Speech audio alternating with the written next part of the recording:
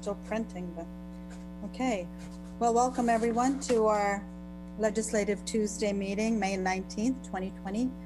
It's 7 o'clock and time to do Pledge of Allegiance. I pledge allegiance to the flag of the United States of America and to the republic for which it stands, one nation, under God, indivisible, with liberty and justice for all. Okay, I believe we have a proclamation. Brenda, do you need to call the roll?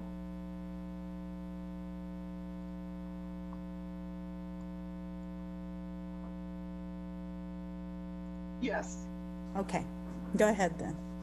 Mayor Reddy? Present. Commissioner Butler? Present. Commissioner Morse? Present. Commissioner Hattasol? Present. Commissioner Estabrook? Present. We have a quorum. Great. Okay, now we can do the proclamation. I believe the proclamation is for Mental Health Month. Brenda, would you like to read the proclamation out loud? Yes, Mayor, thank you. Whereas mental health is essential to everyone's overall health and well-being. Prevention works, treatment is effective, and people do recover. Each business, government agency, healthcare provider, organization, and citizens shares the burden of mental health problems and has a role in promoting and supporting mental health efforts. As a result of COVID-19, people are facing unprecedented pressures which affect their mental health and overall health and well-being. Now, therefore, I, Yusha Reddy, Mayor of the City of Manhattan, Kansas, do hereby proclaim May 2020 as Mental Health Month in Manhattan and call upon the businesses, schools, government agencies, healthcare providers, organizations, and citizens of the City of Manhattan to recommit our community to increasing awareness and understanding of mental health, its relationship to a strong, vibrant community, the steps our citizens can take to protect their mental health, and the need for appropriate and accessible services for all people with mental health conditions. Thank you. As part of being a board member on National Alliance for Mental Illness, and Commissioner Estabrook is as well, we do understand that a lot of people are going through a lot right now under the challenging circumstances. So it is definitely an appropriate time to recognize mental health and to take care of self and family needs in your own way also. Lots of resources out there. With that, we'll move on to commissioner comments. I just have one thing real quick, Mayor. This is Commissioner Estabrook. We're supposed to say that, I think. What I wanted to just acknowledge, back in February, there was some organizations around neighborhoods, and we've heard of Northview Rising, and then there's some groups south of Points, and there's a group that is actually a downtown neighborhood north of Points, and I just wanted, I intended to give them a shout out before, but now I guess I will, and that's organized around Chad Moreau. And in February, they had gone through the neighborhood and picked up 23 bags worth of litter.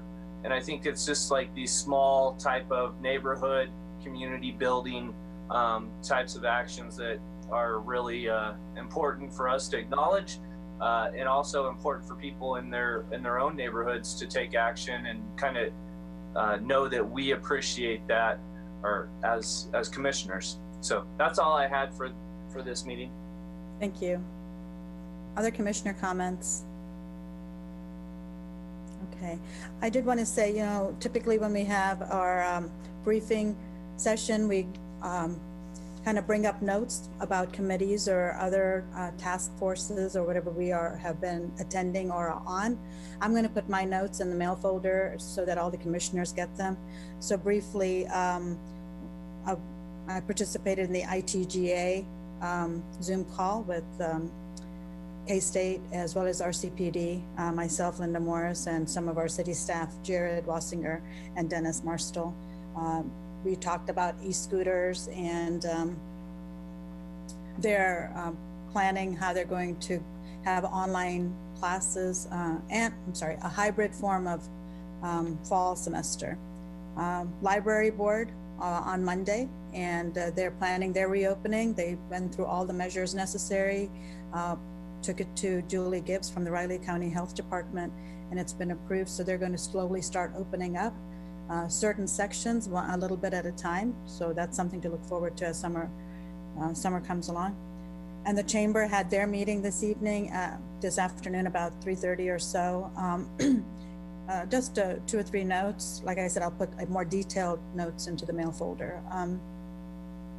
Karen Hibbard noted that there was about 20.2% average in our hotel stays for the month of April, and Ron can certainly chime in. He was present at the meeting as well. And the emergency loan that we worked with the chamber, they distributed about $347,000. So there's still a little bit more money in there. And as we move forward, we would certainly like to help our businesses out as much as possible in using those funds. And recovery is going to take a while, but we will do our part to make sure they come on board in any way that we can. So those are 3 things that I'll, like I said, put notes into your mail folder. Any other comments from commissioners? Okay, and we wish everybody a happy Memorial Day weekend. With that, we'll go on to consent agenda. Items on the consent agenda are those of a routine and housekeeping nature, or those items which have previously been reviewed by the City Commission. A commissioner may request an item be moved to the end of the general agenda. Ron, I did want to say there was something taken off and then something added back on. Do you want to talk about that a little bit? Yes, thank you, Mayor. We have been working on some bond sales and temporary notes, and had planned originally to award both a bond issuance award as well as temporary notes. And then yesterday we didn't think we were going to be ready to do either, but we did get a successful bidder for the general obligation bonds, and Jason, I think, has a slide to share. It's Capital One was just recall that this was a negotiated placement, and we worked with our financial advisors and bond counsel team to look for folks, interested bidders, and we were able to find Capital One Financial, and they have submitted a true bond interest rate of about 2.95% for those bonds.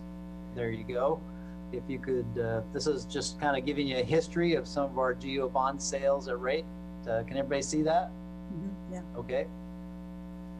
And there you see the red bar is today's sale at 2.95. So last year, those are some of the averages and amounts that we've had. So still a good sale under some very unusual times, certainly. And we anticipate being able to have that temp note sale on your June 2nd meeting. So we've modified slightly the wording in that ordinance. So we are looking, there are some finalization we need to do with negotiations with Capital One. And so the agenda item reflects for city administration and the city's financial advisor team to finalize the documents, and authorizing the mayor and city clerk to execute the bond ordinance once they're complete and accepted. Thank you. Any questions for Ron or anything on the consent agenda? Mayor, I have a question on 2 of them. I don't want to pull it off the agenda. I just have a question. On the Blueville addition, I'd like to just be sure that we have a policy about drainage and detention ponds. And because that is so close to that flooded bridge and the residents that were flooded during the Labor Day 2018, I just want to be sure that this property is is that they have had to, they're required to have the detention ponds. And I'll take initial stab at that, and then Rob or somebody else could back me up. But you might recall when we initially annexed the Blueville addition into it, there was some detention there at the far south west end of the development, and so that was part of the planning for that aspect. And I'll let Rob elaborate a little bit more on that, because we're realigning the roadway and a bunch of other things as part of that project. Yeah, I was just, Rob Ott, Director of Public Works. Just simply correct, Commissioner, we're not waiving any detention requirements for this development, and they have a plan, as Ron described previously. So there's been no requests or ask similar to what happened, I guess, 3-4 weeks ago. Okay, thank you. And then on E, has to do with Heritage Square North. There was a reference in the early part of it that there was some Blue River easement, or what do you call it, the banks, and I didn't see anything then later in the report about that. And maybe it doesn't need to be, so it's not something we have anything to do with. Is it that the Corps of Engineers, or is there a reason that there was no attention paid to that later on in our background material? And I'll let Eric talk about this, or Chad, but as I recall, part of that was I believe there was a replat because of the property line, and initially didn't include the part of the riverbank that was part of the property. So I think it was a correction in that plat to do that. Eric or Chad?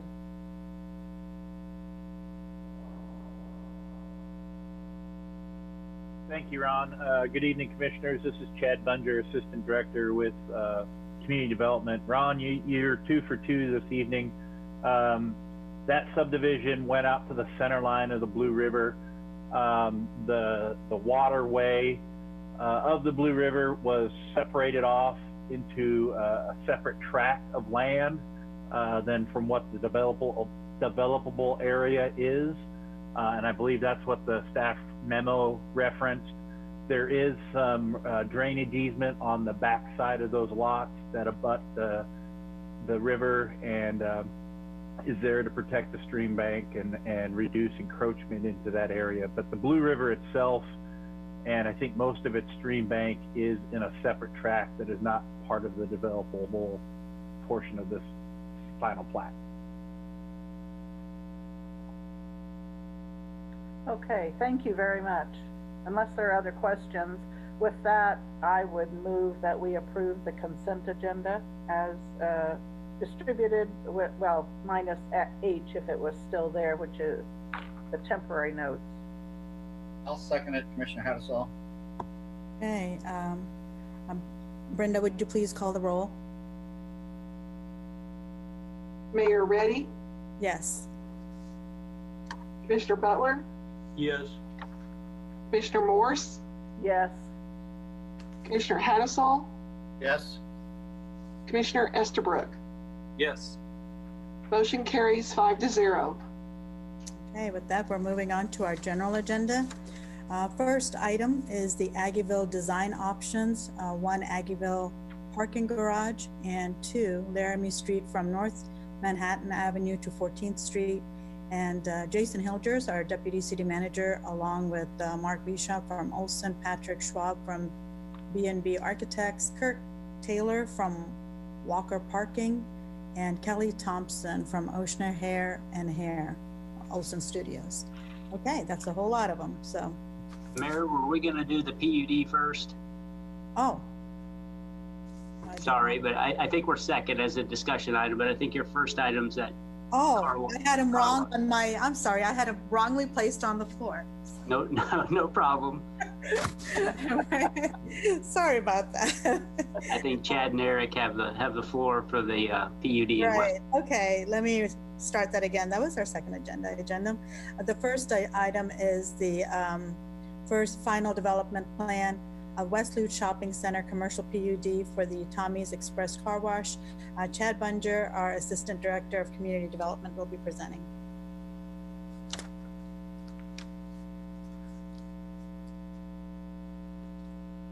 Thank you, Mayor. Again, good evening, commissioners.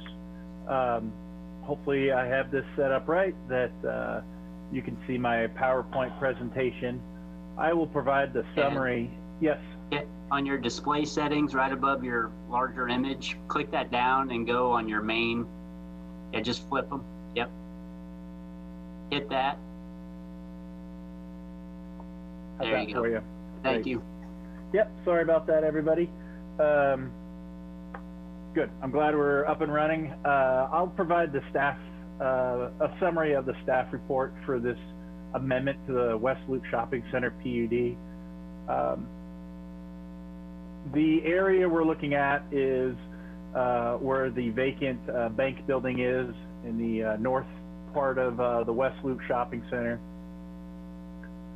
This area was rezoned to a PUD, I believe, back in 2008 or 10, and we're looking specifically at this area. The plan is to remove that building and redevelop the site into a Tommy's Car Wash, very similar to the car wash that exists off of the Tuttle Creek Boulevard frontage road on the east side of town. The site, the internal movements pretty much speak for themselves. You'll come off of the internal driving lane that is West Loop Place, a travel easement that connects Claflin Road to Anderson Avenue. I'm sure we're all familiar with it. You'll enter the site, go through the pay booths there, and then work your way through the automated car wash. There are a number of vacuum bays on the west side of the building and accessory dumpsters and whatnot, and ultimately exit the site pretty much across the street from where the dentist office is. That driveway will be realigned, and so it will match up that driveway across the travel easement. And then from there you can cycle back through the shopping center, find your way out into Claflin Road.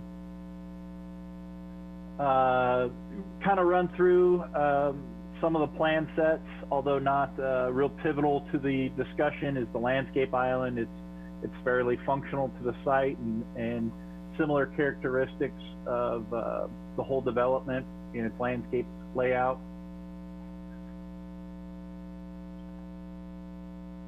We spent a considerable amount of time on the traffic circulation. I think if you've spent any time shopping at Dillon's and any other business in the West Loop shopping area, you know that it sees a lot of customers and has a lot of traffic, especially in this area of the development, thanks to the gas station. And so staff and the applicant's consultants discussed the traffic circulation quite a bit. And as you see here, they have a traffic plan there. They believe that majority of the traffic into the car wash will come off of Anderson Avenue, the busier of the roadways, either through Seth Child and Anderson or Anderson proper.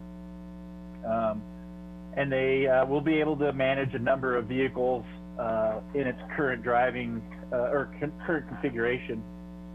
On the site, they will be able to stack upwards to 20 vehicles to queue up to pay and be ready to have their vehicles washed. And then there will be up to 12 vehicles that will be able to be in the cycle in various forms of getting washed or waiting to be washed. And then, as I mentioned, there's several vacuum bays to service the cars afterwards. So there should be ample capacity on the site, but if not, as the previous image showed, there is Plenty of driving aisle on West Loop Place that would have the interior capacity and not allow or not have the need for vehicles to flow out onto the public roadways. Again, this is all private land in a public travel easement, so city staff really felt it was the responsibility of the property owner and the business owner to manage that interior or internal traffic circulation. At the planning board, and I believe the applicant was going to be on this evening, the planning board, the applicant explained how they would manage the, I guess, worst case if you're looking at it in that way, or the best case if you're looking at it from a property owner of having that many vehicles queue up for your product, and that they would do some active management of that circulation pattern. And hopefully the applicant's on the webinar tonight and they can provide more detail, but they did satisfy the concerns of the planning board. While we're on the traffic circulation, the planning board did raise a couple of suggestions for staff and the applicant. With the planning board meeting last night, one of those items were clarified. Those suggestions were created as a condition of approval, and one of those was the turning radius. Staff and the applicant, I believe, assumed that they were concerned about the turning radius at this new intersection here, where they thought it might be too tight and people would roll over the curb, impact landscaping, etc. We had some clarification last night that they were concerned actually about this curb cut here on the east side. And then the other concern at the planning board was inquiring of if the through, right, and left turn lanes could be extended south further into the development. Brian Johnson, the city engineer, provided a revised staff memo. City staff has reviewed this, public works staff has reviewed this, and again, it's all internal driving aisle networks, and so the city does not have a whole lot of charge in that way to restripe lanes or reconfigure that roadway or that driving way, and so it'll be upon the applicant to address, or the property owner to address. However, the city staff felt that both situations were adequately controlled. This now is a two-way entrance, and it has a fairly wide throat as well as a turning radius, so city staff is fairly confident that it met their minimum requirements for those turning radius, and that even though not striped clear south, there's plenty of space there to allow people to queue up as long as people are accommodating, so that you could have 2 lanes of traffic exiting the site of West Loop. Continue on. We also looked at sound generation. Car washes and especially vacuums are not the quietest things in the world, and with the apartments to the north as well as the businesses, we asked the applicant to provide us some more details of that, and that information is in your packet. And then lighting, being that it abuts the roadway and the apartments again, they provided some really good images of photometric studies, what those lighting fixtures would look like, and then kind of how the bleed over would be into the roadway. And they're fairly minimal, no worse off than any other street lights in this commercial development, and it does not bleed off into Claflin Road or across the roadway into those apartments. So staff and planning board were satisfied with that. I probably should have shuffled the deck a little bit and showed these images sooner, but this is a very similar design to the one on the east side, in terms of its architectural character and signage. They are proposing a pylon sign at the entrance into the West Loop Shopping Center, and it would have a digital graphic sign. All that generally conforms with the shopping center characteristics and similar commercial zoning district requirements for that sign type. The rest of the factors for a PUD amendment are provided in that staff report. I'll be happy to address any if you have any questions, but I'll wrap it up with our our recommendation to approve this amendment to the West Loop Shopping Center PUD with 6 conditions of approval. There are 5 of them there, and they can also be found in your staff memorandum and the staff report to the planning board.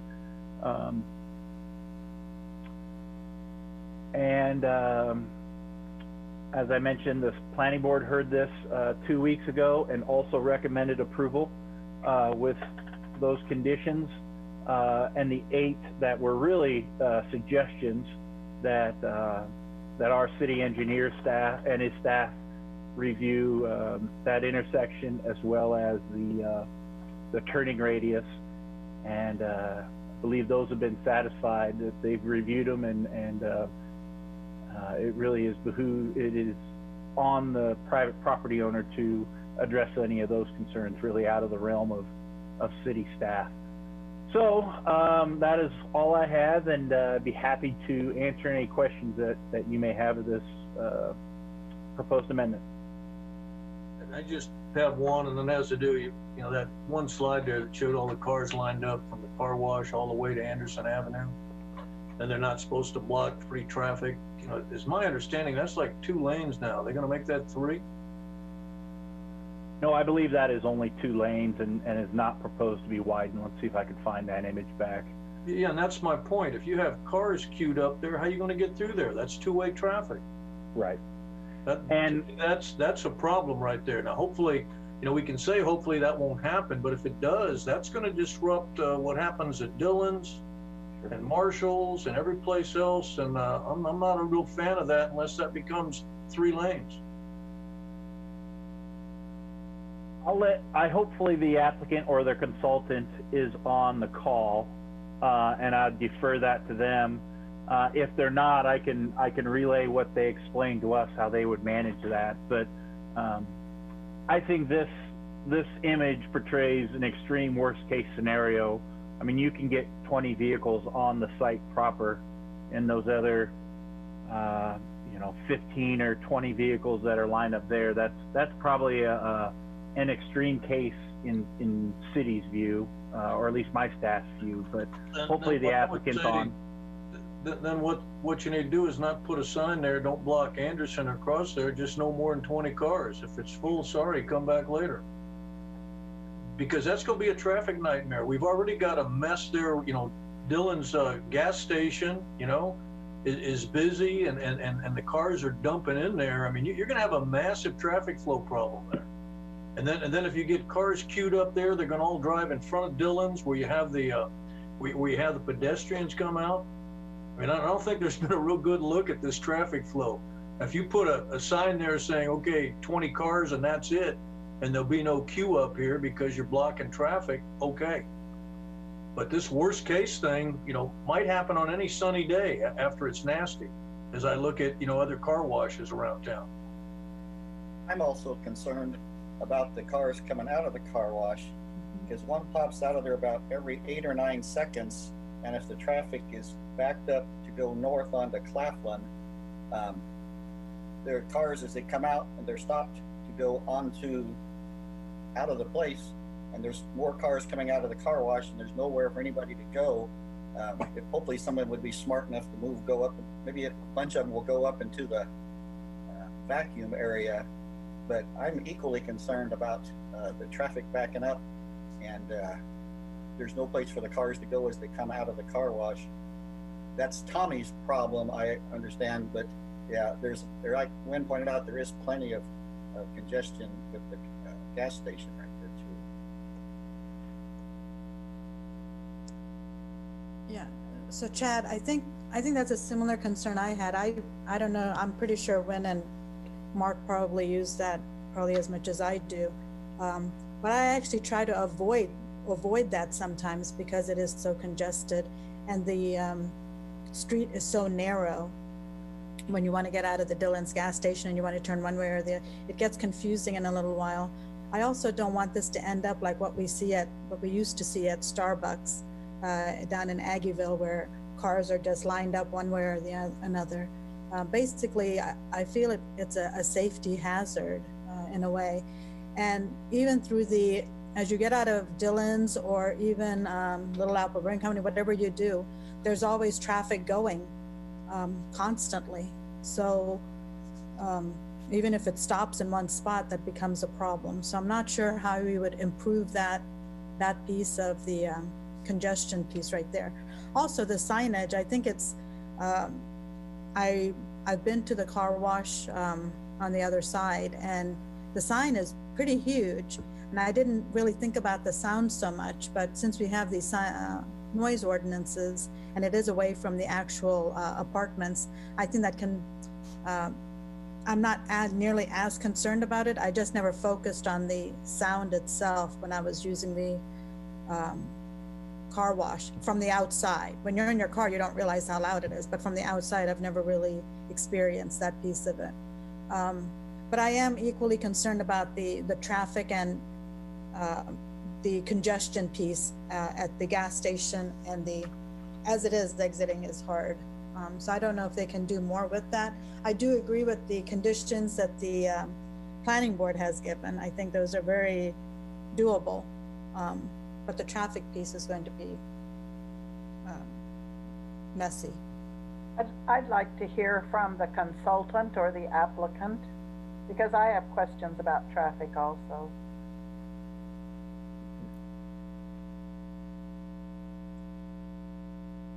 Are they there, Chad?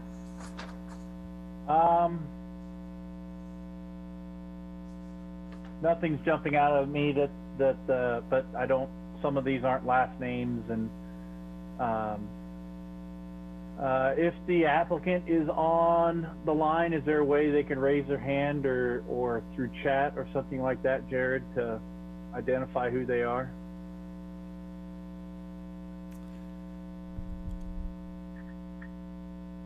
So let me, Chad, as we try to figure that. Chad? Yes, sir. We got a Casey and Rob. Looks like I'll unmute him. Casey, can you speak into your mic? Yeah, this is Casey Graham. I'm the applicant. There you go. Can you hear me? Yes. Yep. Okay. All right. Thank you, Mayor and Commissioners. I appreciate your time. We're very thankful for staff's input on this, and we've been working with them for the past 2 or 3 months to work through this plan, and have gotten lots of good feedback and dialogue back and forth. So we're really appreciative of the work they've done with us.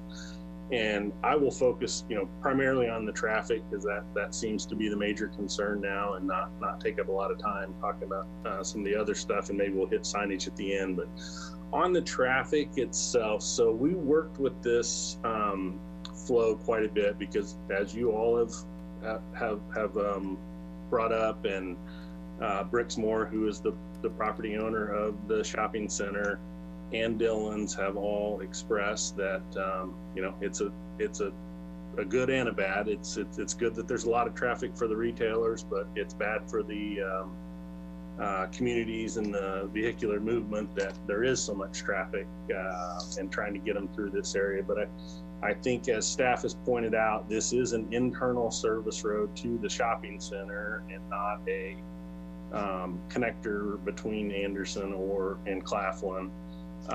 What we've shown here, this was actually a byproduct of approval we had to get from Dillon's and Kroger, their parent company, was to show how stacking would happen on an extremely busy day, which is, really probably at most 3 to 5 days a year. And we're also anticipating that we are serving vehicles that are already at the shopping center and not necessarily net new traffic. So it's, a person that gets their groceries or goes and gets their car washed on a Saturday morning and then gets their groceries, or vice versa. So we're not anticipating driving a lot of new vehicular traffic, but rather being complementary to the traffic that's already there and capturing it. This diagram was meant to show, again, an extreme worst case. We really have the same setup on the east side of town on Tuttle Creek, and with almost the same amount of stacking. And to my knowledge, we haven't had any complaints at that facility. In these extreme cases, we will put employees out to keep traffic moving, because the last thing we want to do is congest traffic in the center and have people throw their hands up there and say, well, I'm not going to the car wash because it's too congested. So I think this is, as staff pointed out, this is really, really extreme worst case scenario. We've worked with Grixmore. We've got approvals from Dillon's on this traffic management plan, and we're going to process and put cars out extremely fast, and it's not beneficial to us to have a overly congested site where we can't get cars out. And on the exit side, so I think one of the commissioners brought up that the concern about people coming out of the tunnel and dumping out onto that service drive, and it being every 8 or 9 seconds. Well, if that were to happen on extremely busy days, again, we would put employees out there to keep people moving, turn right, and not back things up to further congest the input side. So that's our what we've experienced. This will be our 5th Tommy's Express in the region. It'll be our 2nd in Manhattan. We've got one in Overland Park, one getting ready to start construction in Olathe, and a couple, one in Joplin and one in Northwest Arkansas and one in Warrensburg. So, we have experienced the, traffic congestion issues before, and we know how to deal with them. So hopefully that helps answer the commission's questions on that. On the signage, we have spent quite a bit of time with staff on the signage. And I think Mayor had a question about the signage. The monument sign, or the marquee sign out on Claflin Road, that is still up in the air whether we'll even put that in. It's in the approval packet. There's not really a good place for it on Claflin right now. So it may be that, if that doesn't fit or staff doesn't feel that it's appropriate, that, we just don't put it in at this location. So hopefully that answers your questions. If there are others, I would be happy to address them. Casey, this is Commissioner Hadsall here. I realize that West Loop is a kind of a private development, and it's you're as long as you can get Dillon's to sign off on and keep the rest of your business people happy, it's not really quote unquote the city's business, other than the fact that when there is congestion, they're going to yell at us and not going to yell at Bricks LLC Incorporated, whatever, because they don't know who owns West Loop and such like that. So that's our concern. It's your property. You guys can kind of do what you want with it if you can make all your businesses happy. It's just a matter of you guys aren't going to be the ones that catch the crap when people are upset that the congestion is so bad. So I'm generally supportive of the idea. I like the idea of your car wash. I kind of hate the idea that you out of town people come in with these great bright ideas, and then the local car wash owners end up suffering a lot. But that's business. As a capitalist, I'm okay with that. I would like our guys to have come up with a better technology so they can compete with this, and maybe they will at some point. But that's our concern, is that we're going to be the ones that kind of get yelled at if this doesn't work out, not Brinks LLC, and they'll probably complain to you guys a little bit. But I appreciate your willingness to put your people out there sort of on the street to make it happen, because I've seen them do that on busy days. The place on the east side of town, there is a center turn lane, and I have been in line on that center turn lane on the frontage road to get in before, and you don't have that benefit of the center turn lane at this location. But yeah, it is your guys' land, and if the owner of West Loop signs off on it, I guess that's really their concern to answer for it. Linda Morse, I wanted to ask about the entrance from Claflin. It seems like it's being adjusted slightly to the west. Is it being narrowed at all, or is it going to be the same width it currently is? So this is Casey again, the applicant. The entrance off of Claflin Road is in the same configuration as it stands today. Okay. I would, defer to staff if they want to comment further, but yeah, we are not adjusting that entrance or intersection whatsoever. We're basically fitting within the site that was the former bank building. It just looks like that, I guess, on the map. The other thing is, I think it's a fallacy to think that all your customers will come from Anderson.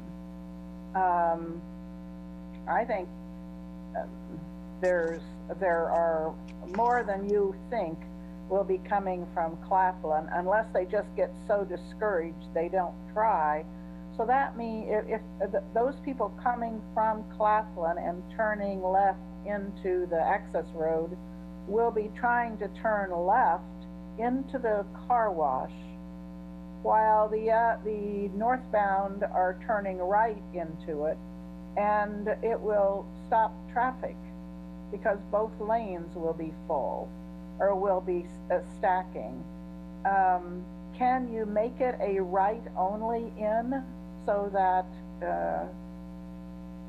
I don't know. I just know that area is congested as it is. I used to bank there. I know what it was like to try to get out onto West Loop Place, I think is the name of it. And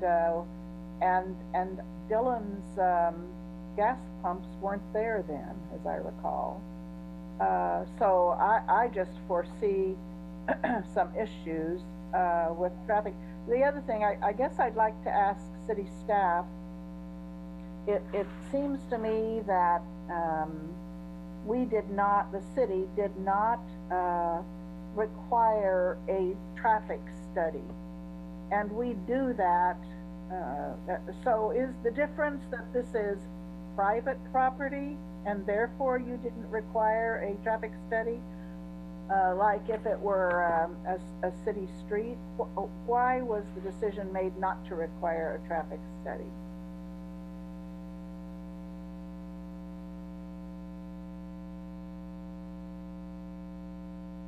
I'll go ahead and chime in. Mayor and Commissioners, Rob Ott, Director of Public Works. So in the memo that went to the planning board, which is also in your packet, the anticipated trip generation of the existing approved bank at 3,100 square feet is approximately 73 vehicles in the peak hour. Again, that's using the ITE transportation trip generation manual. So that's what's approved today and authorized in the PUD. Tommy's Car Wash at 3,000 square feet generates about 45 vehicles during the peak hour.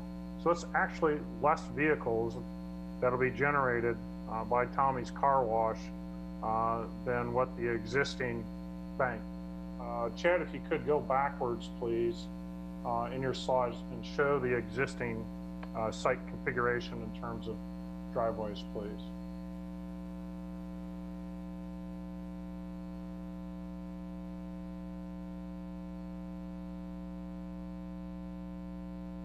I think that works. One you want, Rob? I think that works pretty good. So right now, and Commissioner Morris, you pointed it out, when you used to exit, you exited immediately into the existing lanes of that are for northbound of the south leg of that intersection. It's about a 40-foot wide curb cut.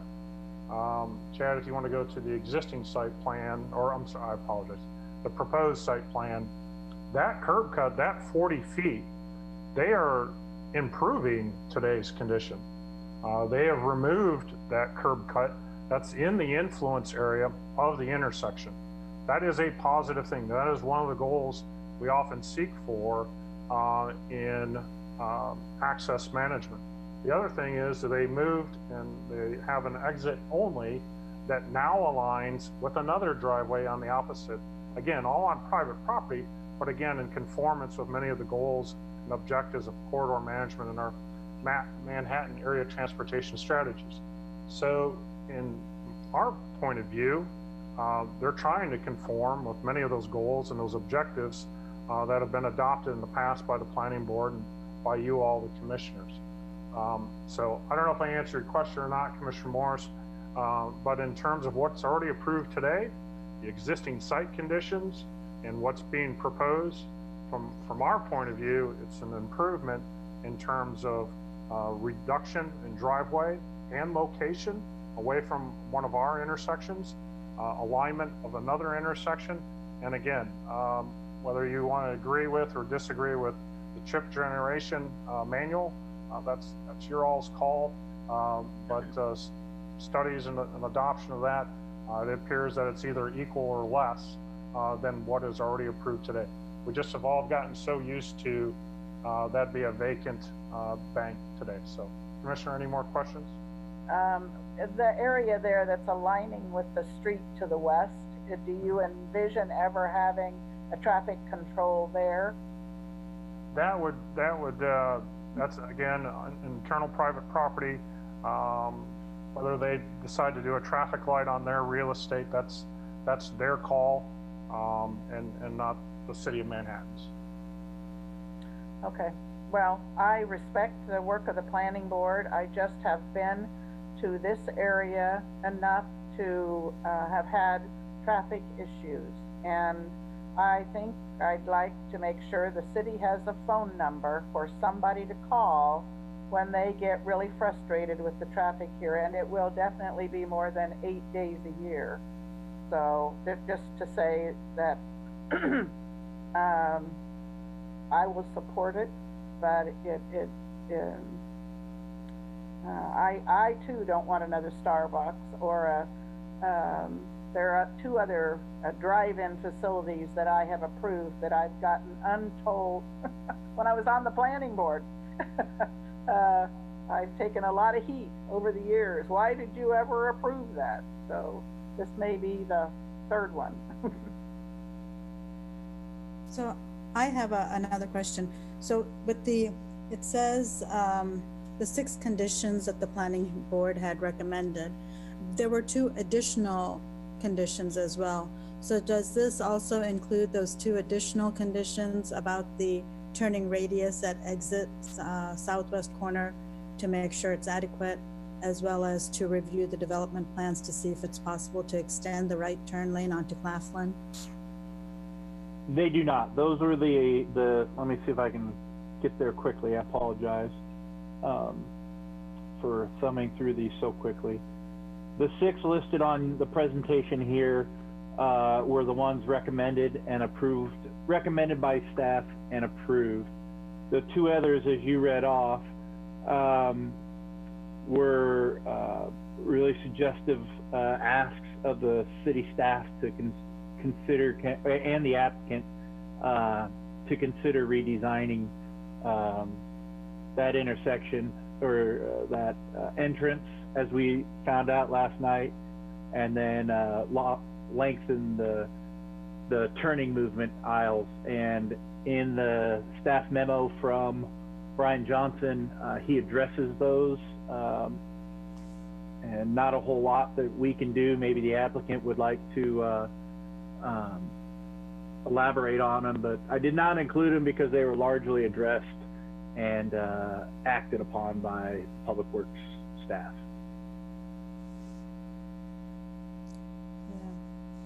Yeah. If this is approved tonight, that's it, right? There isn't a second reading. It just goes on to consent. What happens after this? I believe with the emergency situation we're under, or the pandemic situation, it is a 1 reading, unless you choose, is my understanding, to make a second reading to this. It is a PUD amendment in the form of a final development plan. So unless you choose to require a second reading, if approved, they can proceed on to the building permit process with risk reduction and Public Works and the Community Development Department. Are there other questions for Chad or the developer? Is there any feasibility of putting a third lane there? I know that cuts out a row of parking. And I think they may have some islands there. But it seems like, you know, that's the solution. At the other car lot, there is that third turn lane. If that was widened to 3, you know, you're good. You also got Attabus driving through there, and they got a bus stop in the middle of that too. So that's my only concern. Is just I see that being a real traffic nightmare, and we're going to hear a whole lot about it if that's what takes place. Yeah, I have similar concerns, except the other way by the gas station. I think as it is, that's very traffic burdensome right now, and I get concerned not only because of the traffic, but it could have be prone to accidents.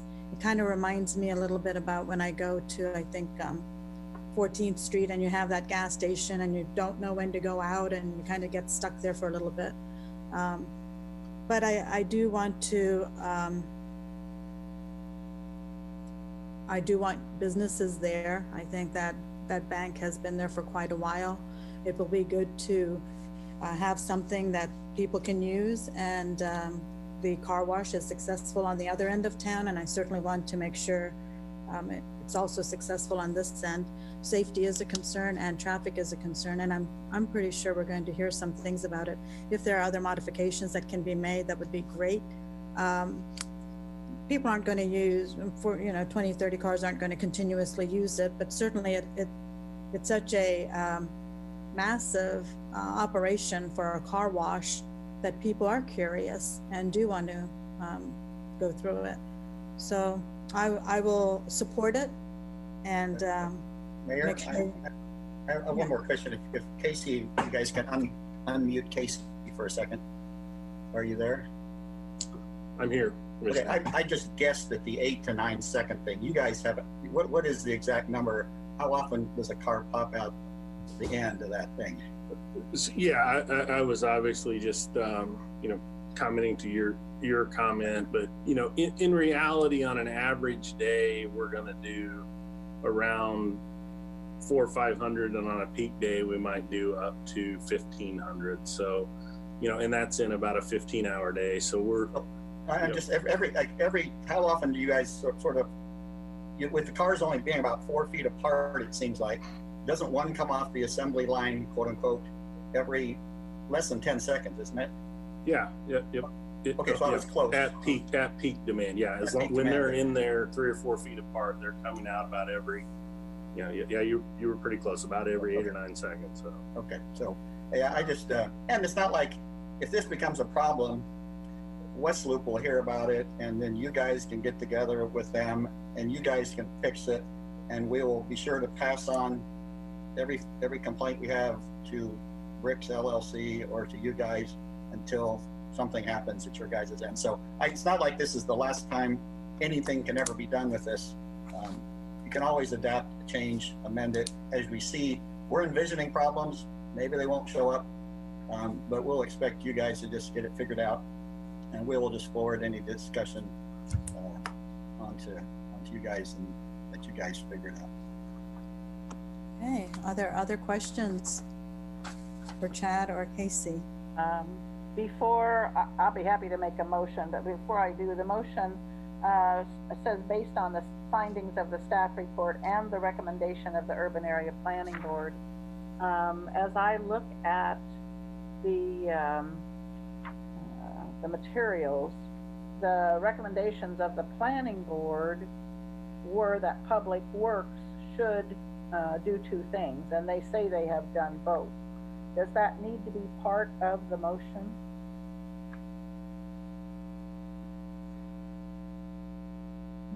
To say along with the recommended conditions? I don't know. It says, and the recommendation of the Manhattan Urban Area Planning Board. So I'm happy to include that. I just want to be sure that it makes sense. This is Chad. Yes, I think you should say that, in that you would be adopting their findings, All right. unless you have other findings that you would like to provide.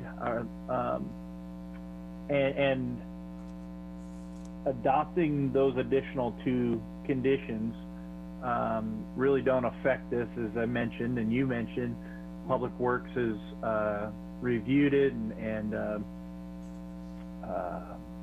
satisfied those conditions, but they're still there, or they're still recommendations. So yeah, I would proceed with, if you want to, accepting the recommendations of the planning board. Okay, thank you. I think it makes, I think it does show that the planning board had reservations about the same kinds of reservations that we have in this discussion this evening. And there hasn't been a traffic study. Well, with that, I would move I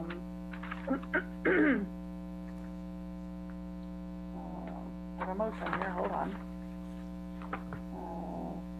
That the City Commission approve ordinance number 7480, amending ordinance number 6860 for the West Loop Shopping Center Commercial PUD for the Tommy's Express Car Wash, generally located southeast of the corner of Claflin Road and West Loop Place, based on the findings in the staff report and the recommendations of the Manhattan Area Planning Board with 8 conditions of approval.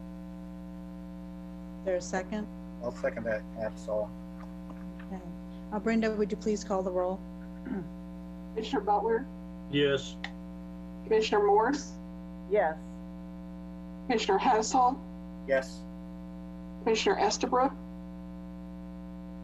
Yes. Mayor Reddy. Yes. Motion carries 5-0. Okay, now, general item 2, or B. Aggieville design options with Aggieville parking garage and Laramie Street from North Manhattan Avenue to 14th Street with Jason Hilgers, Mark Bishop, Patrick Schwab, Kirk Taylor, and Kelly Thompson.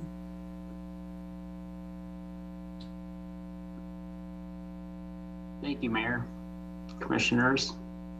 We have a lot to get through this evening.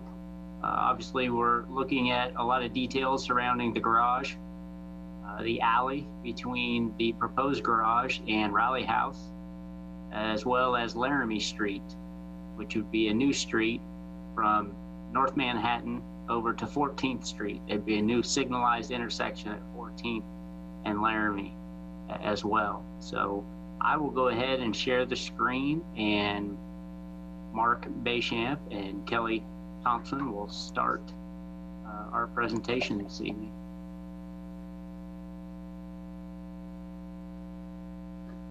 Well, good evening. This is Mark Beauchamp with Olson, and looking forward to this presentation. As Jason said, we have a lot of information to get through, and we're just going to jump right in. And I think you've introduced the team. Just wanted to kind of go through the overall picture of what we're doing in Aggieville. As you know, 12th Street and Bluemont, the GMP was approved last week. That starts construction. Actually, it started, and looking forward to having that done this summer. The proposed garage, and as you can see, 14th and Laramie Street. 14th Street is essentially a 3-lane section that never has been striped accordingly to that. So this will get a mill and overlay, and then improvements on the sidewalks and curb and gutter in that section. The Laramie Street, we were able to get a 3-lane section in there and a 3-lane into the garage. We're going to improve sewer, water, and storm sewer in this area as well. There'll be a signalized intersection there at 14th and Laramie that will actually control the traffic there, and that'll be installed with the project. And basically, that's an overview of the project. We're really going to dive down here on the next slide with the alley. Start off with the alley with Kelly. So Kelly, take it on from here. Good evening. Can everybody hear me all right? Hope so. Yeah. I'm going to touch base on the alley, a really unique opportunity that we have in Aggieville. And for those kind of unfamiliar, there is a 10 to 11 foot space between the proposed new garage and the Alley House building. And this is the area that we're talking about as the alley in the Ville, if you will. So I'll just kind of walk you through some cool elements and our vision. It's a unique opportunity. We don't have anything quite like this in Aggieville, and hopefully it can be an inspiration for other alleys in Aggieville. But this is a place that everybody that comes to Aggieville wants to come to have their picture taken, and it's spots that if you go to Aggieville, you don't miss going through the alley in the Ville. Similarly, we see it as one of the places where if you're watching sports, KSU sports, and they cut to break and they show Aggieville or scenes from Manhattan, this is one of those places that they always jump to and show all the people that are down there hanging out and everything going in around it. So again, we want to create a super cool hangout that's new to Aggieville, and a cool opportunity. Going to the back up one to the elevation and the plan.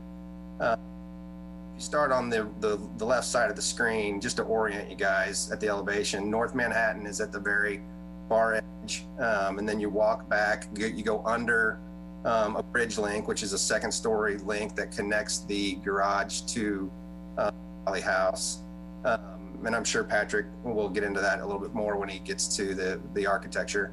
But we see that as an opportunity, not only it's a twofold really, it's a connection that goes across, but we also see it as an opportunity for maybe to have a band up there that can play out either to the street, to the North Manhattan side, or back into the alley. And so it functions as a two different spaces, what's going on. As we move to the right, that elevation, and you're looking at the north facade of the garage in this elevation, so that you don't feel like you're walking through a canyon because you have a garage that's 4 stories on one side and a building that's 3 stories on the other. We wanted to incorporate a ceiling element that sort of brought down the scale of the alley. So the colorful item that you see at the top is what we're calling a cloud element that is suspended, if you will, between across the whole width of the alley, that is full and playful and kind of acts like a cloud, but brings down the scale so you don't feel so overwhelmed by the height of the buildings in between you. Panels on the wall, we're talking about a timeline element.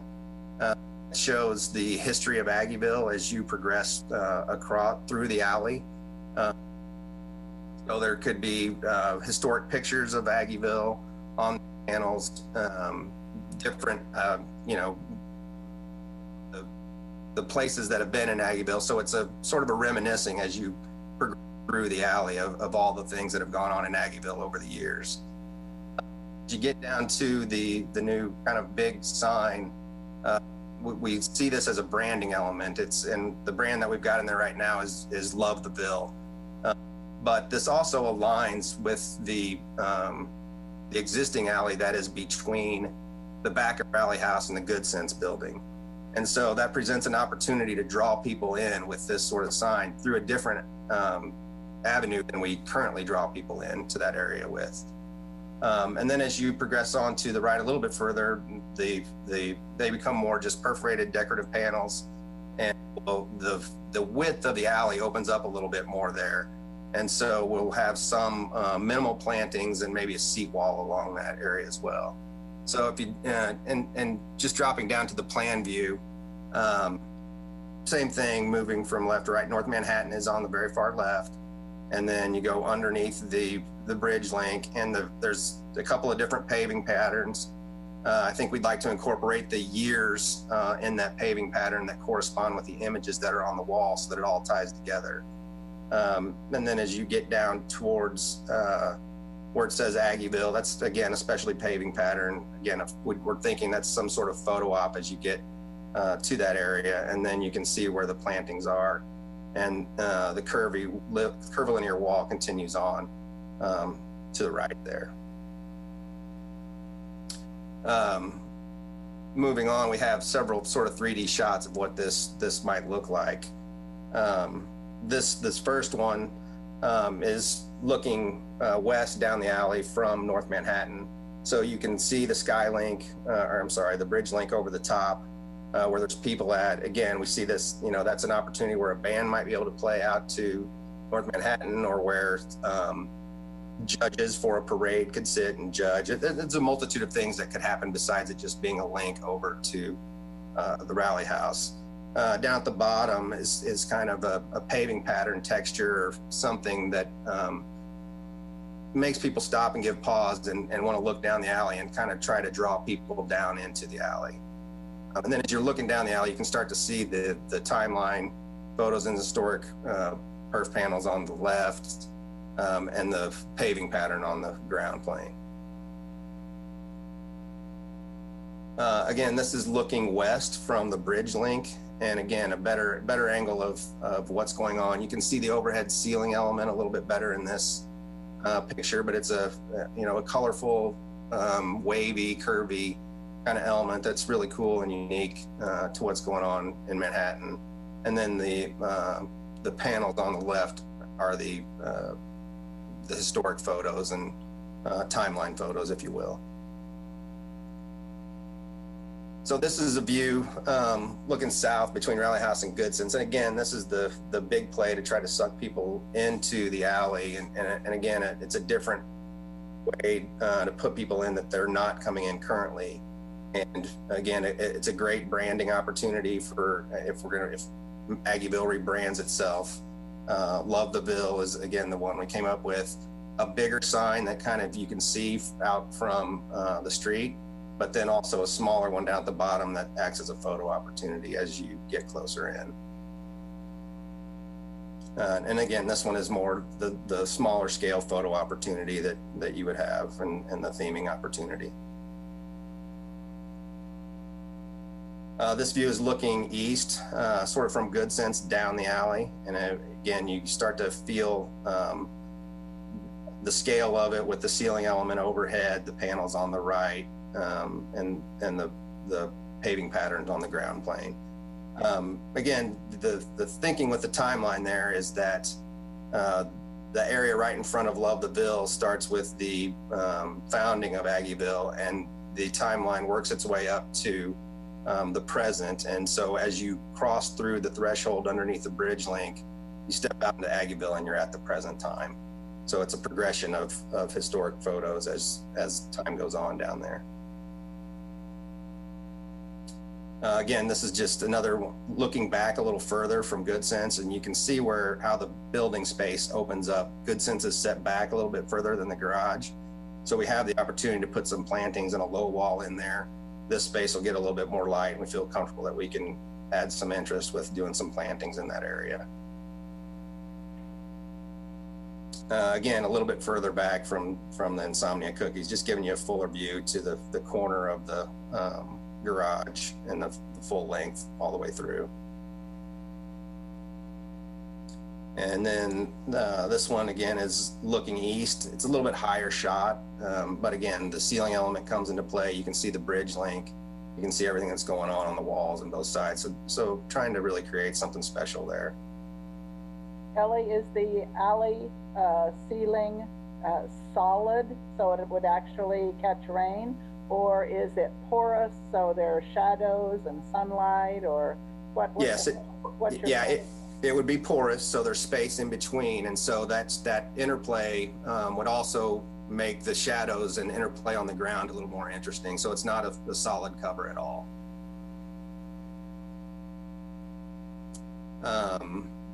This is the very west end of the garage looking west, and so you can see we've got one little area where we've allowed for a door to come out of the garage at that area, so for access to the building tenants there, Goodsense and Insomnia and whoever else, or if they want to experience the alley from that end and walk the complete way through, or take the shortcut back out between the buildings, that gives them the opportunity to do that. And again, one more sort of looking east with the panels on the right and sort of everything that's in play there. These were just a couple of sort of character images of what we were kind of thinking with the ceiling element. You know, it's the cloud, it's the waving and colorful. The orange one's really cool, and we would expect to have some type of waviness that's showing.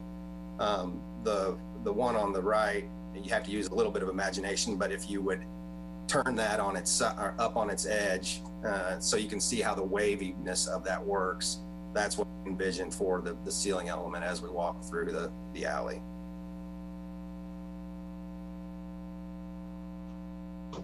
While you're talking about the bridge, what is on the, I know that the parking garage on second floor will cause you to enter the bridge, but what's on the Rally House side if you go over to the bridge? I'll defer to Patrick, Jason on that. I'm not exactly sure, but I think they probably have a pretty good idea. Commissioner, are you talking about on the garage side or on the Rally House side? So the Rally House side, second floor, if you haven't, I think maybe you have been up there. We had some public meetings up there. I have. So there's open space on the second floor. Mm-hmm. We've been in discussion with both the Rally House ownership, their realtor, in addition to prospective buyers of that property. And there's a desire to convert that second floor to anywhere from 11 to 13,000 square feet of office space. They have a lot of interest. They had negotiated a deal, obviously with COVID-19. This presentation to you this evening is 2 months later. We've delayed this just given circumstances. Sure. But there's interest. They'd like to move forward. The Rally House, the Chin's property, and there's another development opportunity in Aggieville. All keep calling, all keep emailing, asking when is the garage going to start.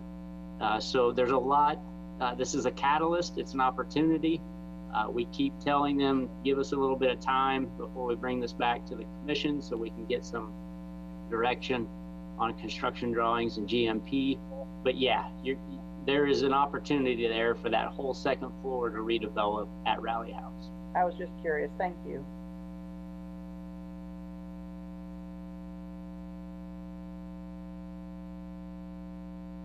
We can jump into the next presentation. Let me pull that up really quick. I just want to ask a couple of questions about the alley real quick. Sure.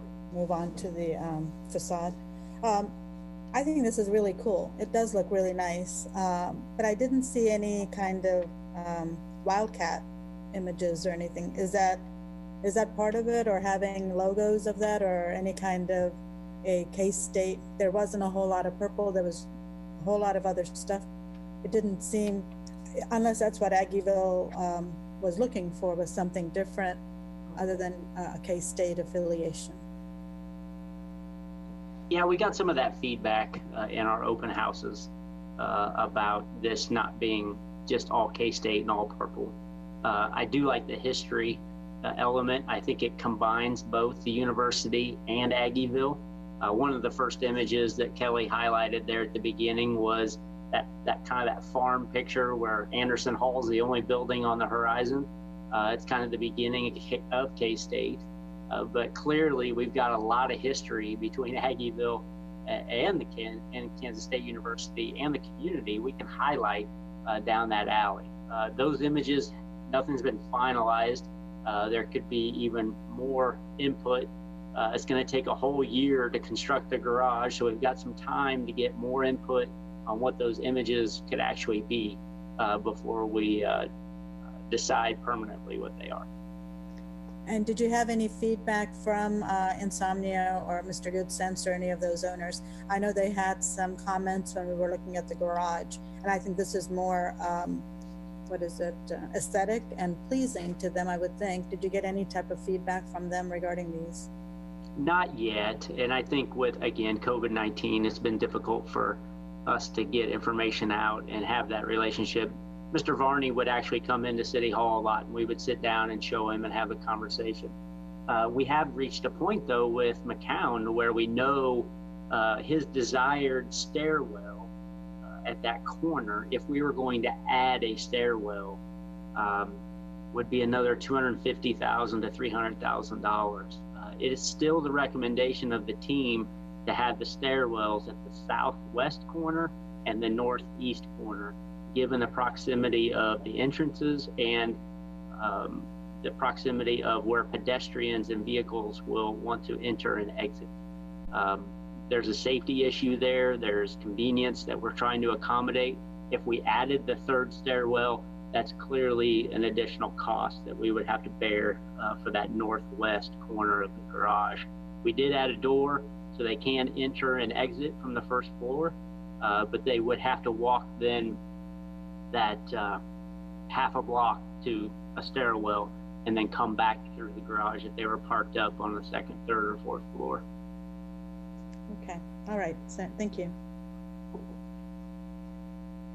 We can come back to questions too. I'd like to get into Patrick's presentation. He's got some videos embedded in this. They will play on occasion as we get into it, but bear with me as I share that screen in this presentation.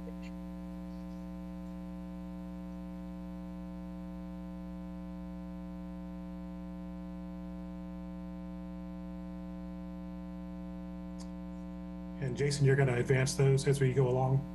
I am. Did that Okay. advance, Patrick? Okay, great. Yep. That's great. Okay, thank you. Mayor and Commissioners, it's good to be with you tonight. We've been studying several options on what may be the appearance of the garage as we see its development come to pass. And we're here tonight to show you those options and get your feedback and some direction on those. We know we're occupying a very sensitive place in Aggieville. This graphic shows the approximate scale of the parking garage in Aggieville, located on that municipal lot south of Rally House. This also includes the Triangle Park and the edge of campus, so you get some further reinforcement of where we are and the size of the building. So we know that one of our critical charges in this is to control the scale of this building, since it is so much larger than anything else that's happened in Aggieville. Of course, we're planning on seeing density rise in the district as we move ahead down the road in the coming years, but we need to sort of use this as a demonstration on how to do that sensitively, and that's the sort of direction we've taken in this. This is the plan of the first floor of the parking garage, just to remind you that we're basically filling the block from corner to corner, from North Manhattan over to the Burger King parking lot and from Laramie up to the alley. And we do have a combination of parking on the first floor, and the areas in blue to the east and the south are tenant space. We've got about a little over 7,800 square feet of tenant space available on the first floor. And that was really done to help us give a friendlier treatment of this building to folks on the street, a better relationship to the pedestrian environment, and a more fitting piece of the fabric of Aggieville. So we've thrown a couple of examples here that show the sort of breadth of the way you may attack cladding a parking garage. This happens to be in Old Town in Wichita. It's adjacent to the Old Town Hotel. And this is one sort of extreme attempt where you try to make a parking garage not look like a parking garage. And they've attempted very much to make it look like a downtown building. The jury's out on whether or not they successfully do that, but it certainly does match materials and scale to what's going on with the rest of the district there. The next slide is very different, sort of the other end of the spectrum. This is at a parking garage in New York City where they totally said we don't need a pedestrian relationship to the street. We want everyone to know where it's easy to find parking. You can see it's a parking lot, and we shout in the biggest letters possible that it is a parking lot, so it's easy to find. And there's enough ambient street life in New York that they can put up with that. We know that our charge is to make a 5-story parking garage fit into a 1- and 2-story historic district that is Aggieville. The context and scale is very important to us. We want to maintain that character, and I think that's a goal of everyone involved to do that. And so we're trying to find sensitive ways to make that happen. In the next slide, we can see that Aggieville very much is a brick, stone, a limited palette of materials: brick, stone, glass, and some ornamental metal. And so we took that as a starting point for the way we looked at the garage. Again, sort of controlling that scale and looking at those materials. So this is an example of fitting a new building into an historic context. This is a development called the King James Place. It's in Toronto, Canada. But the buildings sort of flanking the littler building in the center are brand new. They're not more than 10 years old, and they're fitted in amongst these historic warehouses and office buildings in this block of historic Toronto. These are modern office and residential facilities, but the way they used materials and the way they controlled the scale of the facade, I think, are directions that we took in looking at how to handle the parking garage here. So one of our big responsibilities, as I mentioned, is responding to that scale shift.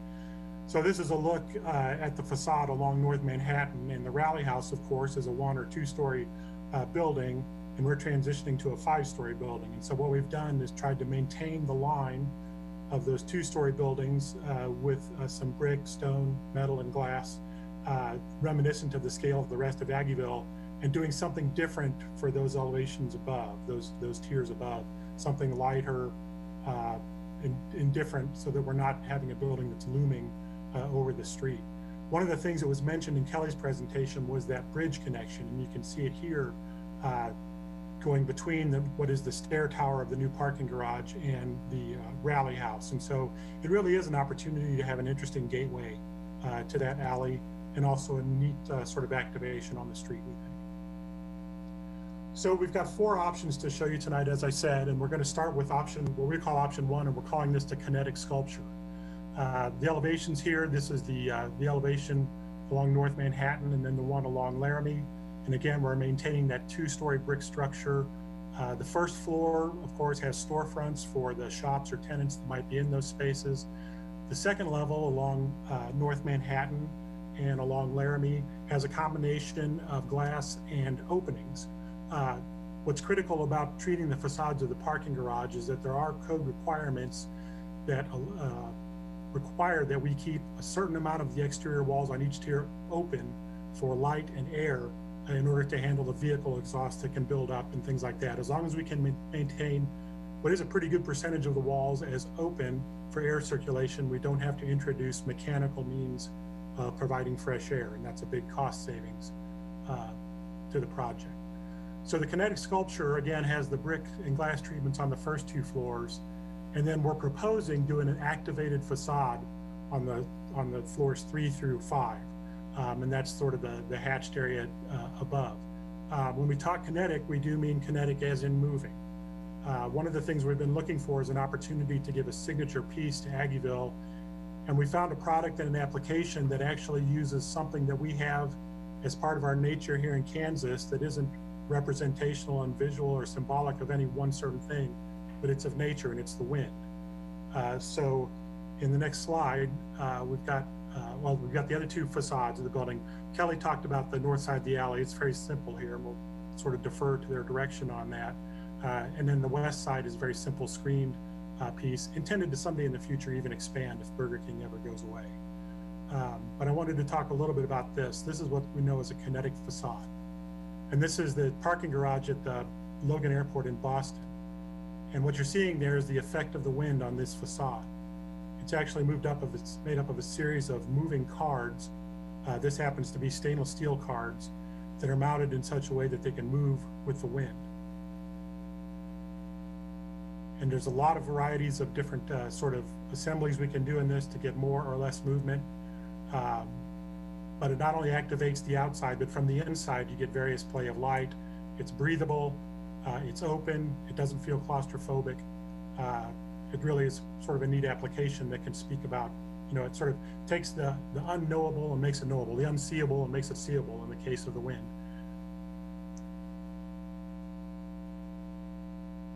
There you can see those cards and how they move behind those screens.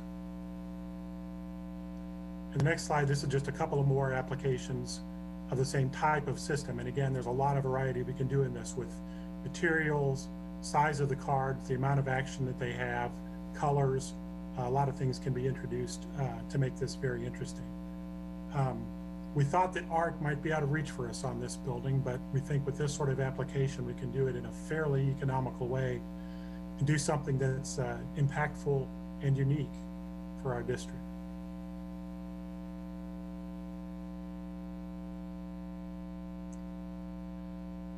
Okay, the next slide, this is another view standing inside a garage that has this product on the outside. Again, you can see that even when the cards are still, you get a sense of light and vision through them to what's going on outside. And then the vision on the picture on the right is just another application on a parking garage. So in our building, this is what it would appear if you're standing at the end of Morrow Street looking toward the parking garage. You can see the tall glazed stair tower, which is important to have there for orientation. And it's mostly glass so that you can see what's going on inside. The bad guys can't hide in there and cause any problems. But then above the two-story structure, we get this wind sculpture, which is visible from a lot of Aggieville, and again speaks to the effects of nature on our surroundings.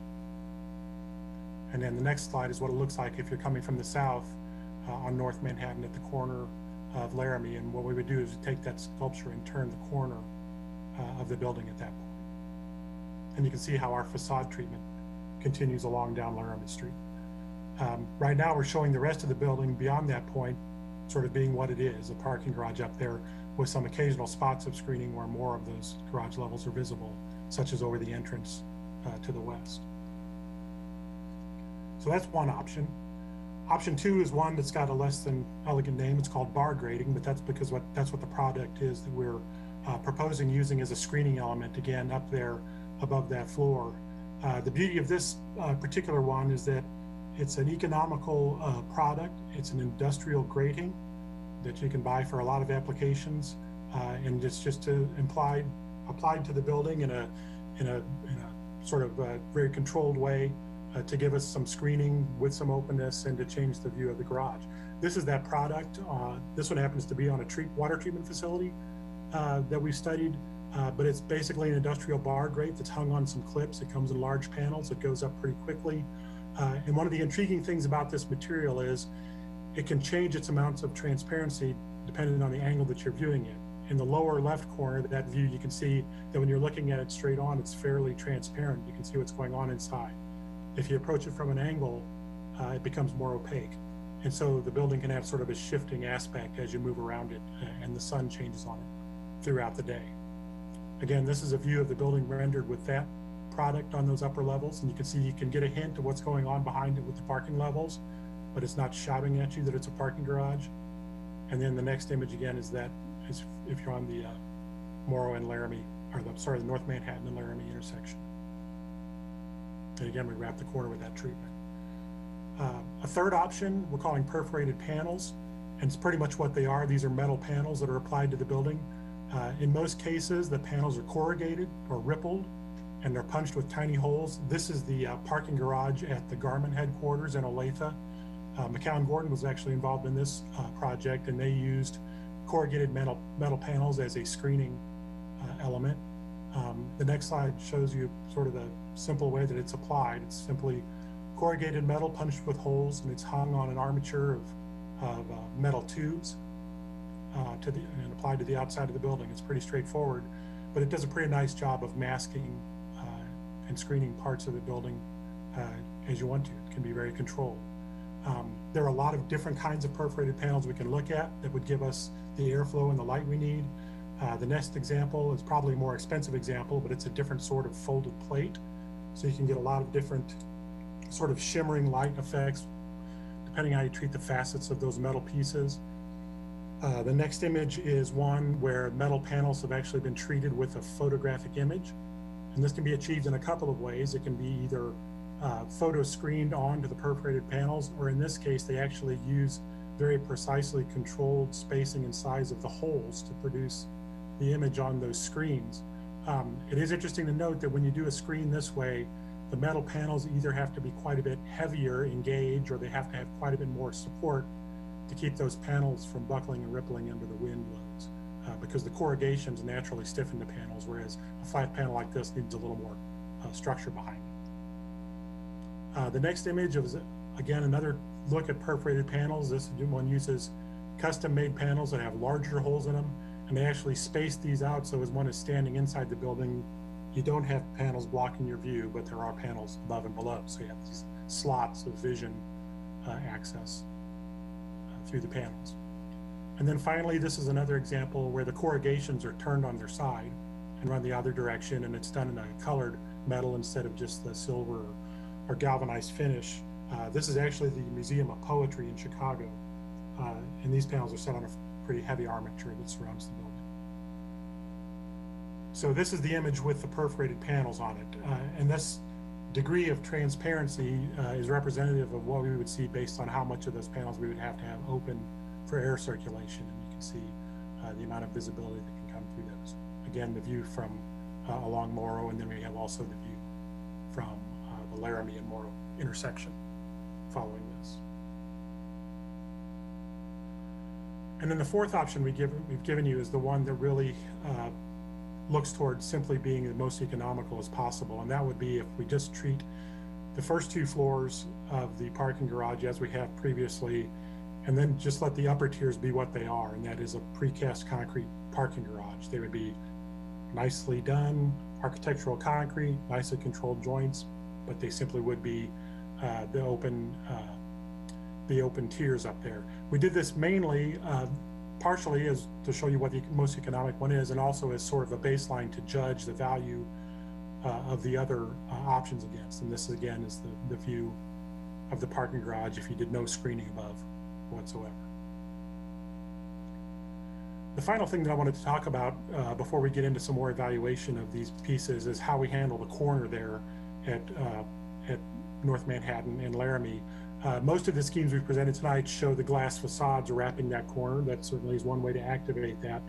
Another thing that we've been studying is the possibility of using that corner as an opportunity for a piece of public art like a mural, or for these display banners, or for message boards, or another sort of photo opportunity, a sort of gateway piece as you come in from the south to Aggieville on North Manhattan. You'd sort of be greeted with, this is Aggieville. It sort of starts here in that piece. So a couple of options again to discuss on how we treat those elevations. And I'm happy to answer any questions. Oh, we should talk about this, and this is based on McKeown Gordon's pricing, but we have done pricing of all 4 options. It turns out that, as we may have suspected, option 1 is the most expensive. That's what we've got priced in the base bid that you're seeing as your options. The bar grading came about $250,000 less than that. The perforated wall panels are actually more expensive than the bar grading. And then the open structure, of course, is the least expensive of the 4 options. I just have one question on this kinetic wall panels and also these perforated wall panels. Does that make a lot of noise? I mean, we've got some pretty serious wind here. And yeah, I don't. It's going to start whistling. And then the other thing is that this kinetic wall, are those little metal things going to blow off of there and, you know, fly around and be a maintenance nightmare? Actually, the kinetic panels in the research we've done on them, they've been used on a lot of applications in very high wind areas, the edges of airports, parking garages, things like that. They've been around for probably 15 to 20 years with very little maintenance problems. The cards are easy to change out if one gets damaged, but that's very rare. They can be changed out with normal tools that work when you don't have to call the company to come out and do any sort of switch out. And as for noise, all they are is cards fluttering in the wind. The perforated panels, I don't think will have much of a problem with whistling. They're so greatly perforated that you don't have a lot of slowdown of the wind through them, so I don't think we're going to have too much of a problem. The reviews that we've gotten and the folks that we've talked to, the kinetic panels are a fairly low maintenance, easy care solution. So I'm actually kind of surprised. We kind of looked at it as an art piece, and it actually is a fairly durable and functional piece of wall screening. Thank you, Patrick. Questions for Patrick?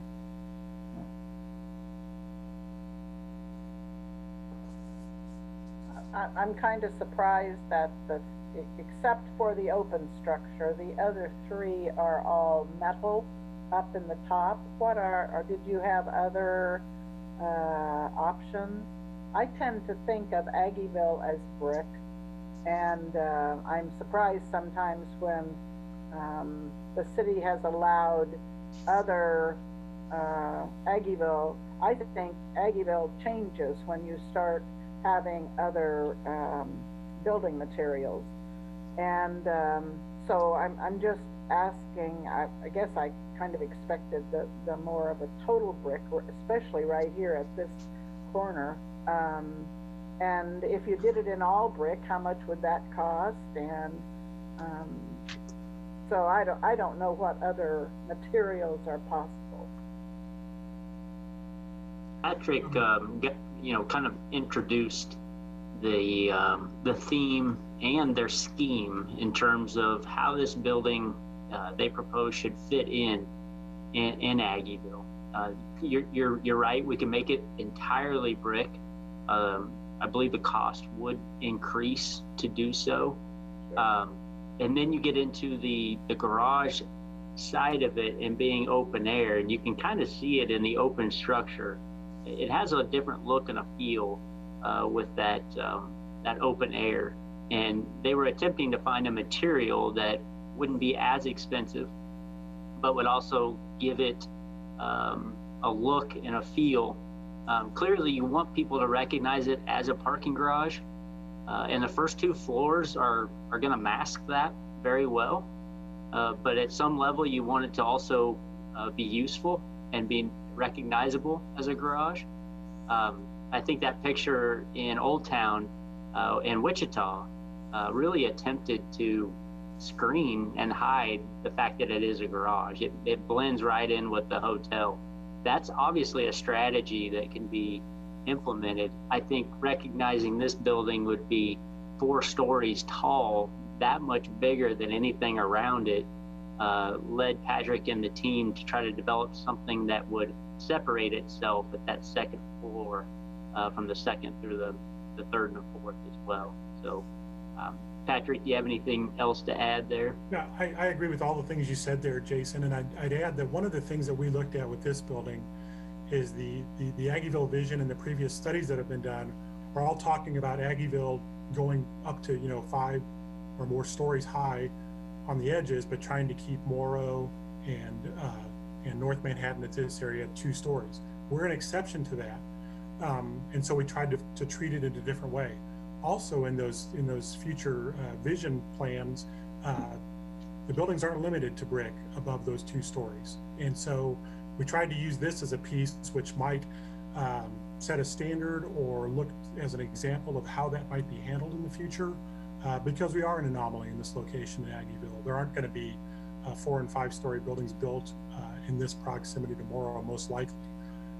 And so we felt like we needed to treat it a different way than having a 5-story brick structure here.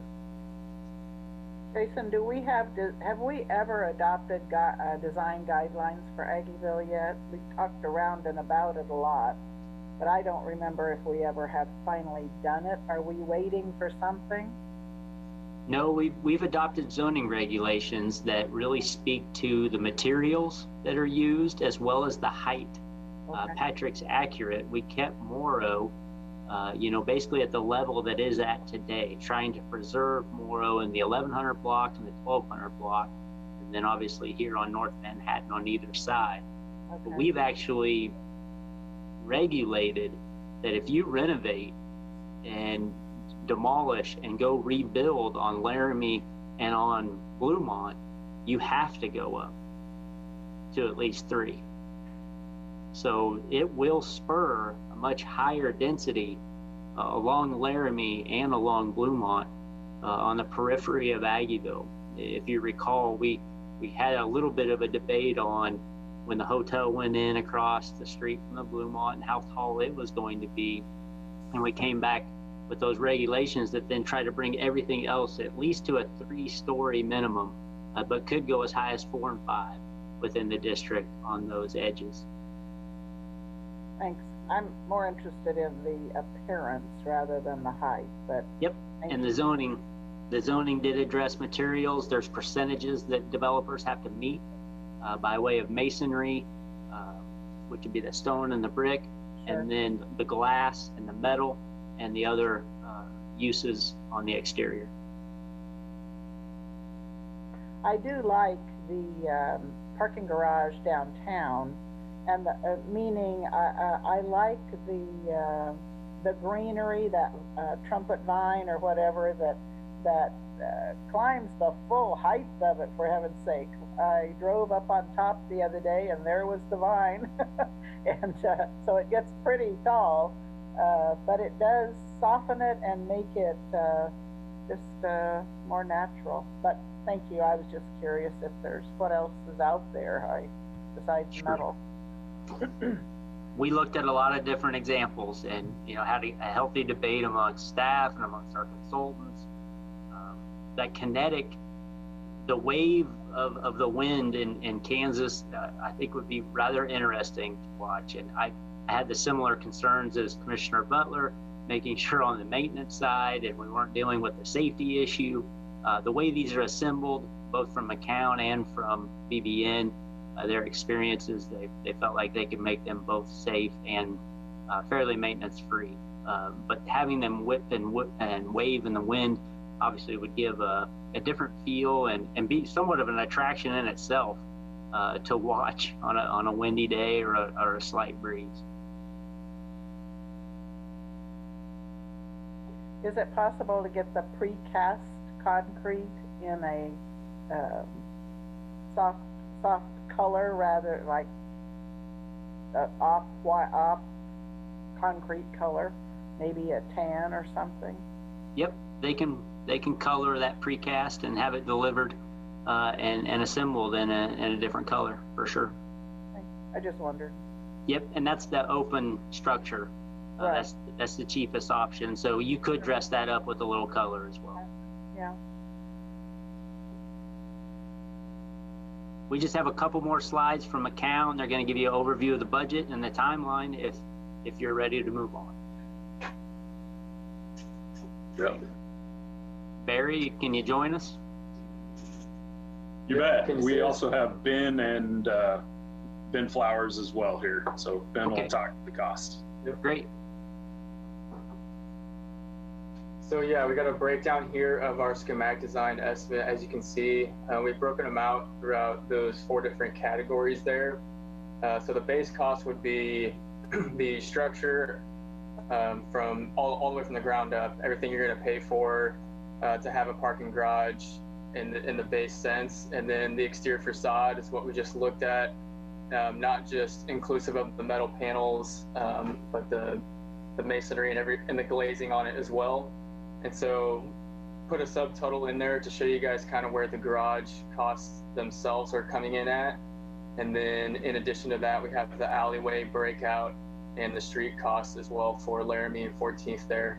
And so just to bring this to your attention as well, the numbers that you see there are inclusive of the different various costs we have on top of just the construction, the inspection and testing, the FF&E package, the contingencies, and the design fees to bring that to that 16.7 number. So once again, this includes that kinetic wall panel that Patrick just went through, and those other options that we looked at would be a deduct from this number. Ben, can you elaborate a little bit on the shell space and what that number reflects by way of what we've proposed for the RCPD substation and the space on North Manhattan as our retail space as well? Yeah, the shell space obviously wouldn't have parking in it. It would have an interior partition with CMU that would delineate the two, and those would remain somewhat unfinished to where there wouldn't actually be a concrete slab in there. But it would be climate controlled as necessary to prevent freezing, but that's ultimately just a core space that's unfinished. From the sound of it, that would be something that would be developed later on and utilized by someone who wants to use that space. And so all of those costs are included, as you saw in the renderings and Patrick's floor plans, but ultimately the space is unfinished. It's a shell space, just as Jason mentioned. I wanted to highlight that just to remind you of the potential relationship with PD, as well as the potential relationship with the retail space on North Manhattan. When we finished the garage at 3rd and Fort Riley Boulevard downtown, we left that space unfinished as well. And then as those tenants came in, they actually paid for that to be finished. And this is a similar approach we'd like to take with this space. We know RCPD is interested. We're not sure exactly this year if the county is going to be open to that, but it's space there that could be available to RCPD. If at some point they tell us this just isn't going to work, I'm confident we can find tenants to occupy that space, but we'll hold it until PD can come to that conclusion, because I think that security element is something that we find very critical. If PD doesn't go in there, we'll have to enhance our security efforts in this garage. We know that. The retail space on the North Manhattan side, though, again, would be unfinished, and we'd have a relationship, possibly even with the chamber or somebody else who would be property management, similar to what the chamber does for us at the Kansas Entrepreneurial Center on Hayes Drive, where a number of businesses rent space in that facility that's owned by the city. They pay taxes, and the chamber manages that for us as well. So we're always at capacity there. For the last several years, there's a demand for space, and we're looking for startups and entrepreneurial opportunities for that prosperity to occur here in Manhattan. That could be another avenue to look at as well. So Jason, you brought up a good point about, later we'll go on to the financing aspects of it also, but you brought up RCPD, and I know Director Butler is also with us this evening. So speak to that a little bit. During city-county conversations, we had any space, office space for 2,000 square feet to 4,000 if they wanted training. What are we talking about here, and what is the discussion going on, and what is the timeline on that even? And Dennis Butler, who can join us and make comment as well, I know he's on. The feedback that I've received, they're still in discussions with Riley County commissioners and county staff on how 2020, obviously COVID-19 has impacted everybody in a variety of ways. Not a lot of the time and attention has been dedicated here, but Director Butler may have some additional comments on what he sees forthcoming in the next couple months. Thanks, Jason. I don't have an update on the timeline in which the county might be interested in moving forward on this. There was a passing comment made recently by Chairman Rodriguez that he anticipated there would be some kind of delay, but he wasn't specific and he didn't say why. Obviously, I think the reasons are pretty obvious why there could be a delay. So I don't have any information that would be helpful at this moment during this discussion. The one positive thing, Mayor, there is time. As we'll show you in our next slide, I believe, there's quite a timeline here to finish design, start construction, and actually finish construction. The space that we're talking about between 4,000 square feet on Laramie and another 3,800 on North Manhattan, as Ben and Barry have described, it'll be shell space. It doesn't have to be finished with this project. It can be delayed. Even with the calendar you see, we're not opening this until the end of November of 21. So we've got a full year of construction. If along the line here, even in 21, tenants start to approach us with that opportunity, we can accommodate that to where their opening could be very close to the time we're opening the garage. Yeah, I think that gives ample time for everybody, and the situation, financial situation might be better a little bit. Can you talk to the financing systems to this also, Jason?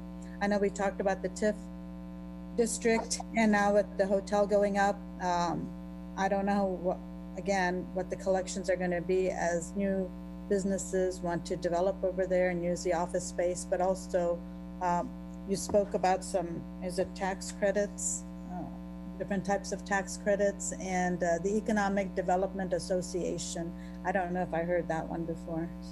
So before we get, this is the last slide from account. If Barry can just run through their calendar, Mayor, I'd appreciate it. And then we can jump into the financing if that's okay. Sounds good.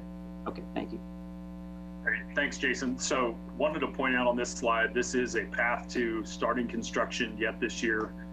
This would put us mobilizing construction kind of in the late October, early November timeline. And we have quite a bit of design and work that needs to take place across the summer.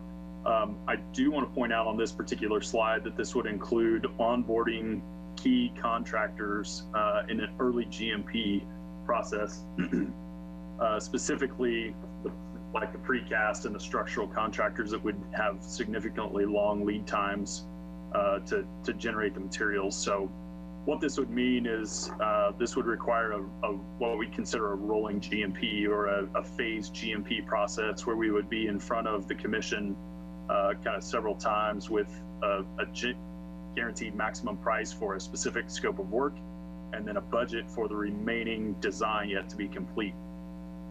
And we would expect at this point two GMP presentations to get the construction started. But as I did note, this would include a construction start date kind of late this year, assuming that all chips fall in the right spot. Can you just do me a favor? Can you make this chart that we're looking at a little bit better? What I have in front of me looks much better than it's hard for others to read. Is that as good as it gets? Let me get out of this version.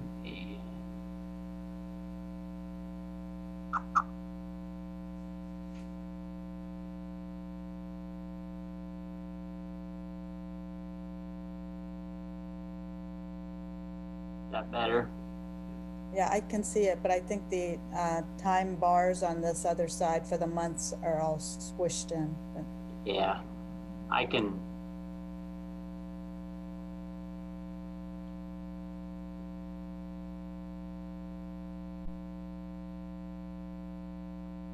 That a little better? I guess it'll have to do. Yeah, it's not the best document. I think there's another one that we can possibly find here that kind of has less of this, but what I would reiterate on Barry's comments, the site itself obviously is the parking lot.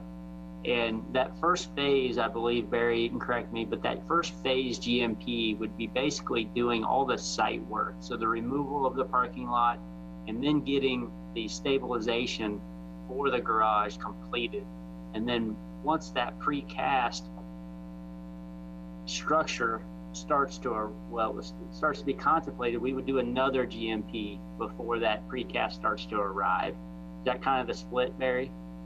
Yeah, that's correct. So the precast is the long lead time items. And in other words, it takes, upwards of 6 months to get that designed and fabricated and delivered ultimately to the site kind of in the first quarter, late in the first quarter of 2021.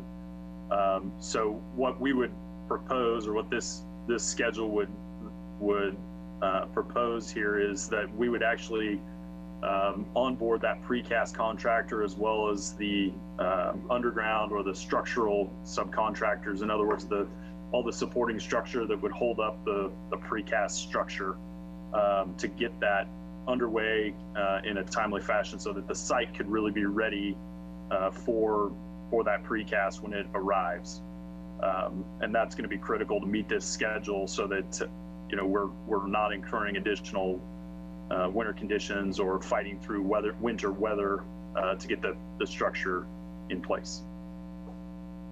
Okay, so just for the folks that are watching, because it doesn't look quite right, the precast structure procurement, you're saying probably around August through January of 2021, and construction should start probably about November or December.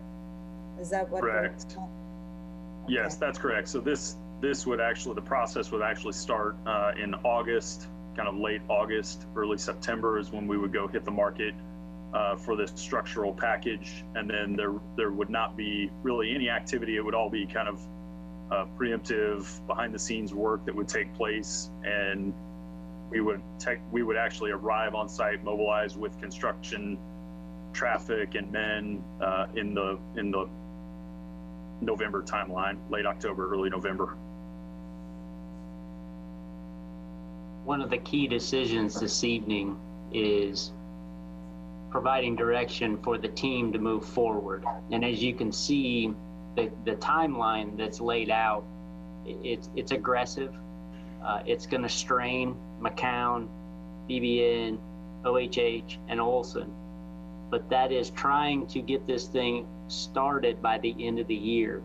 The reason we believe that's critical is twofold. One, as Barry mentioned, the weather. And if we can get started before the weather hits, we gain 2-3 months out of this deal, maybe even 4.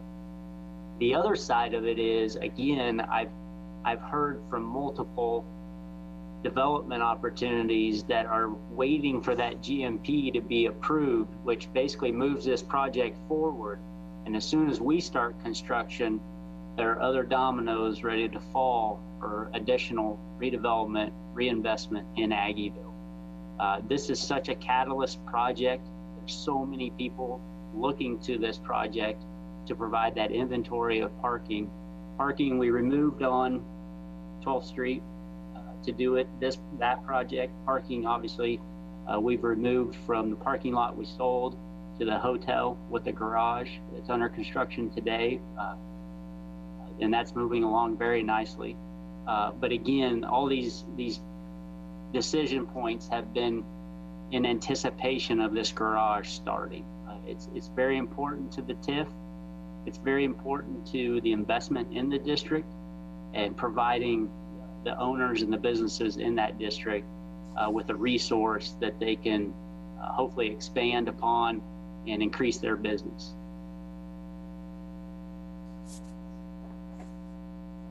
Do you have any other questions on the timeline, commissioners? Okay. I have a question for a second. You bet. So how close do we think this estimate will be to the GMP if we're still, I assume that the estimate we have is 10% or more higher than hopefully we think it will cost. Is that potentially accurate? So from Barry and Ben's perspective and Patrick's, our teams, the estimates have increased, and that's because more detail has been realized. When we have had relationships in these circumstances with McCown, where they're either our construction manager at risk or design build, we're at a point here with schematic drawings, and that's essentially what these estimates are based on.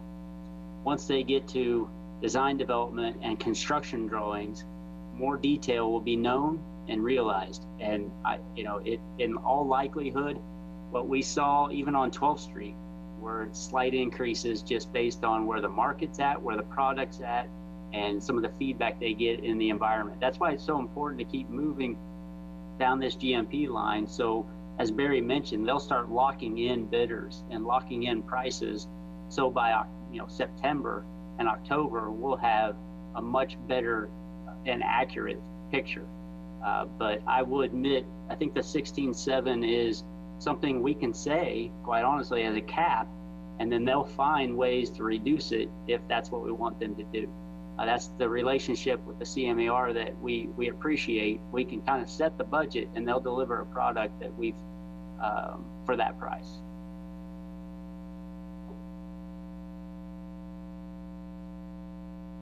And Mayor, I can jump into some of your questions on the financing.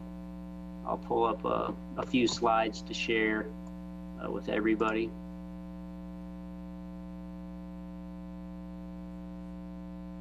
So in this first phase, I've included 12th Street, as well as the garage, the alley, and Laramie. And I did that because I think there's a solid strategy here with the tax increment finance district that'll be in existence for 20 years to go out with our initial bond that'll be general obligation issued. And there's experience that we gain from the downtown TIF, much different environment, much different financing approach. than this, but we spent millions of dollars on interest costs downtown because we shifted the risk to the developer and we used special obligation bonds. We issued that debt at between 5 and 6%. And that was a lot of debt. It was about $70 million in debt. And this is about a $30 million debt that we anticipate. Again, you just issued debt in the midst of COVID-19 for 2.95%. I think we'll almost cut that interest rate in half with what we're proposing here. That'll leverage more dollars out of the TIF towards actual projects. So we thought this first phase, this 18.7 million, would make sense to go ahead and set up a 20-year GO bond and allow that TIF to work as well as it can for that full 20-year period to help pay for as much of this as possible. The sources of revenue that we've identified right now is about 12 million in TIF. That number goes up if development keeps occurring. And I will tell you, and I've mentioned this to you before, our preliminary estimate of roughly 17, 19 million in total revenues, with the hotel completion, we'll be at year 5 in that estimated revenue stream in what will actually be in year and a half, 1.5, 2 years. So by year 2 in our life of our TIF, we'll be at year 5 and 6 on the estimated revenue stream because that hotel got built so early in the life of the tax increment finance district. I hope that makes sense. Typically in TIFs, it takes a while for valuation to increase so you can reap the benefits. We're gonna hit a pretty big home run having this $11, $12 million hotel open and generating property taxes within the first 2 years of the life of the TIF. Downtown, that took a while to reach that value, and most TIF estimates are built on a very staggered approach, but we're very optimistic about the TIF. If development keeps occurring at the pace at which it is now, we could exceed this $12 million tax increment finance capacity. And that's really where I think our focus and our efforts should be, on facilitating as much private development as we possibly can in Aggieville so the TIF can actually pay for more public infrastructure. And that's why this garage is so important as a catalyst project to then prompt others to invest, because the parking becomes a resource that all of them can use. They're clearly going to pay to park. We got a parking management plan coming, but the more stalls we can put in proximity to the district, the more interest. We know the Chins are zoned appropriately. They're ready to go. They're waiting for our garage to start. We know the prospective buyer at Rally House is ready to go, waiting on the garage to start. We have another parking lot south of Kites that we, in our master planning efforts, identified as a redevelopment site, potential to sell that property like we did the stalls for the hotel on 12th and Bluemont, which we reaped a $800,000 payment for. I threw in another $700,000 here, realizing a potential of 1.5 million just in land sales to generate, again, more revenue for the city, but also that development opportunity that we could take advantage of. So the new market tax credits we've been exploring, we signed an agreement with a firm out of Texas who's been helping us facilitate that application. We get anywhere from 18 to 22% of our overall investment, and that's growing obviously with the cost of the garage and the streets all being added up. But the full 18.7 million could be eligible for new market tax credits. We're going to continue to work on that application. The Economic Development Association, Jared Wassinger and myself met with KSUIC faculty and our staff today, Rebecca and Stephanie, and we're working through applications in order to facilitate an opportunity within the garage. Now the garage, as I mentioned, has an opportunity to be an incubator, a startup, and a potential to even have a connection and a relationship with K-State for new entrepreneurs within the community that we'd like to hold and retain. If you go back to Region Reimagine and you go back to even our master planning for Aggieville, investing in Aggieville has been a major goal of the chamber and of the community in order to become more attractive and increase that economic development opportunity.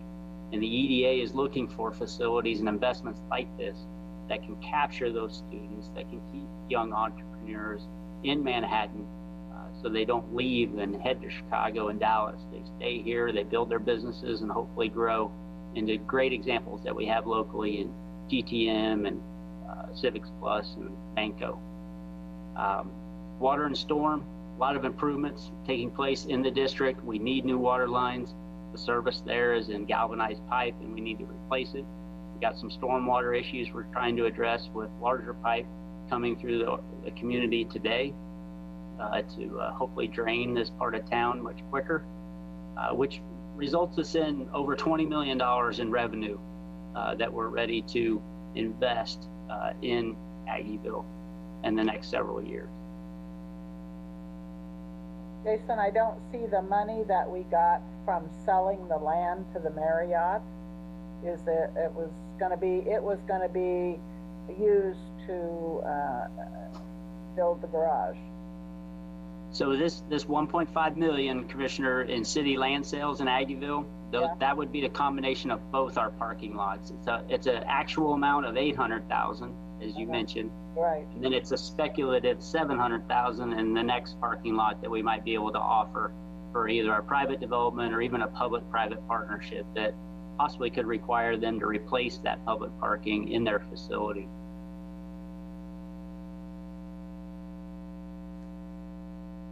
So Jason, okay, I can understand the Manhattan, the water and stormwater and the Aggieville parking lot spaces, and even the tax increment finance. How sure are you about the $3 million from the new market tax credits and the $3 million from the EDA CARES Act? Those are going to be grant opportunities that our story, according to our consultants for new markets, is a good one. They like RCPD's presence for security. They like the entrepreneurial startup job center with a tie to K-State as part of the other space. They like where Aggieville is. Obviously, it qualifies from a census tract perspective. It's in an opportunity zone. Aggieville's history and its correlation and adjacency to K-State are stories that they like to tell to their economic development groups that invest in these opportunities. Jared and I met with them just a few weeks ago, and they were still very excited about our project, wanted to know when we were going to start the process to go ahead and start construction. When we get committed, then they will ramp up their efforts in selling our project to potential tax credit investors. EDA CARES Act, obviously, there's a tremendous resource there.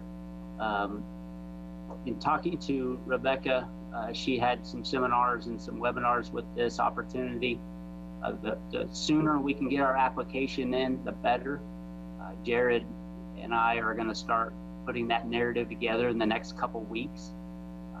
Rebecca felt like we could hear back from them fairly soon because if they see a good project that they like, they'll act on it quickly. So there's opportunity for both of these to be successful. But again, I would say the build grant that we did for North Campus Corridor is a very competitive and very highly scrutinized process. It is very difficult to get those build grants through the federal government. I feel like we have a much better opportunity with these two sources than we do through the federal government and the build grants. I just feel like we need to have a few more options. I always think about what happened with the STAR bonds and what happened with the build grant and some of these other revenue sources for the North Campus Corridor. I am supportive of the garage. The financing has always been a challenge, like you said, and I want us to try to figure that out a little bit more clearly. But I think we are closer than we were before, and trying to work out some of those measures there. Other questions for Jason or anybody else here? Jason, would you explain again, how does the KSUIC fit into the parking garage? Other than maybe just helping us financially, but are they gonna expect a physical presence there, or what are we really talking about? A little bit to be determined. The conversations that we've had, Commissioner, have been about a presence, but it would be a presence that they would finance. It's not a presence that the city would provide without a fee or a cost. The conversations, again, very limited, would involve them making an investment to finish space. Now, if we can leverage some of these grant opportunities because of that concept, some of that money can go towards finishing that space out. It doesn't necessarily have to all go into the garage. So there might be some give and take there in order to leverage those dollars. But that's been somewhat of the idea of how do we leverage some of these sources. Well, you do have to get product inside these buildings that meet those criteria.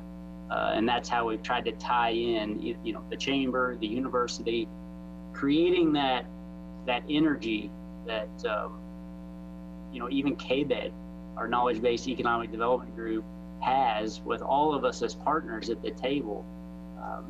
This area of the community is something we talk about a lot in terms of where to attract and how do we keep our young people in Manhattan that are so educated and so ready to prosper. How do we keep them? What areas of the community can we enhance? And Aggieville comes up a lot as an opportunity to not only create a place where you can work, play, live, eat, dine, the whole gamut, but also as an attraction to when they're done with school, they want to stay and start their businesses here in Manhattan. Be determined, huh? Okay. Not a lot of detail yet. If we can get some momentum through these applications, I think we can start solidifying what the university, KSUIC, and KBED see in this property. Thank you. So do we need to give you direction on the type of panel and funding sources? What direction are you looking for this evening? Mainly, yes, on the facade. So you got 4 options there. I can bring that back up. Timeline. Are you ready for the team to move to construction drawing so they can start putting this thing out to bid and developing that GMP? Those are the 2 major ones this evening that we're after. But I'll bring up the 4 options again for you.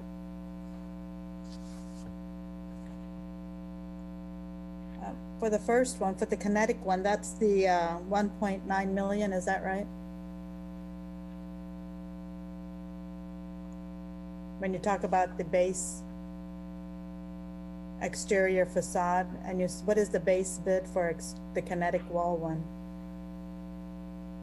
Yeah, so the base bid included the value that McCown had in their estimate. So the 16.7 million, it's included in that number. Included. So Yep. the facade where it says 1.9 million. Yep, that's it. So if you wanted another alternative on that one slide, it showed you the deduct. You could take off 99,000, you could take off a couple 100,000 or 300,000 in order to get to those other options. Jason, if I could pipe in, I just wanted to say the difference between the 4 options, between doing absolutely nothing and doing the kinetic panels, equates to about 2% of the total project cost. So overall, the facades are a relatively small portion of the cost of this project, but they're pretty impactful. Commissioners. 1, 2, I 3. just have 3 comments. One, I don't have a problem with the timeline, the Gantt chart. That looks fine. I think we got to get this thing moving along for all the reasons you said, Jason. We're going to lose opportunity on some other dominoes falling. So time to move on. And I think there's enough funding there for the garage and the various funding things. So I don't have a problem with the timeline. I would go with option 2 simply because it saves $250,000. I know that may not be a huge percentage of the overall cost, but that's $248,000 or so cheaper. And I think it eliminates some of my concerns about the maintenance and things like that on the other one. It won't be as flashy. I get that, but I think it'll work. And along with that, I think we need to commit to the 2,000 square feet for the RCPD substation, even if that means us finishing out the space for that. Now that's not supporting the training area, but for the substation, to me, that's vital. It has to go in there. And if the county can't fund it and we can save $250,000 on the facade, we could use part of that money to do the substation, or perhaps you can build it into some of the grant applications that are there. But for me, that 2,000 square foot space, RCPD present, we've got to make that happen.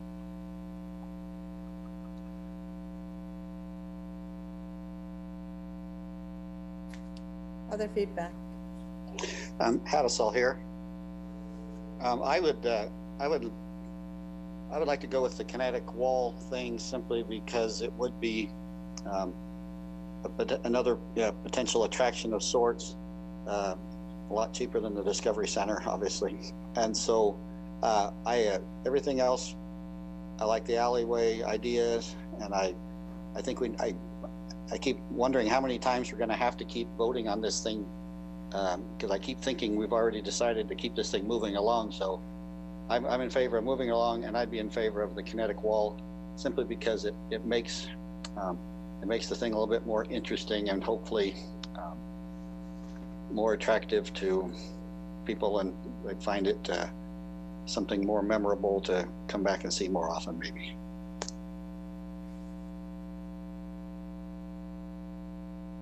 Commissioner Estabrook? Yes, Mayor. Do you have any ideas, thoughts, feedback? I am not in love with the metallic design. The kinetic wall is interesting to me. I have some concerns, and it was interesting. So for the open structure, the coloring and touching that up some was mentioned. I would lean that direction. Just don't. I'm not a big fan of all that metal, and also I'm not sold on the wind being a attraction and not a distraction or an eyesore for some.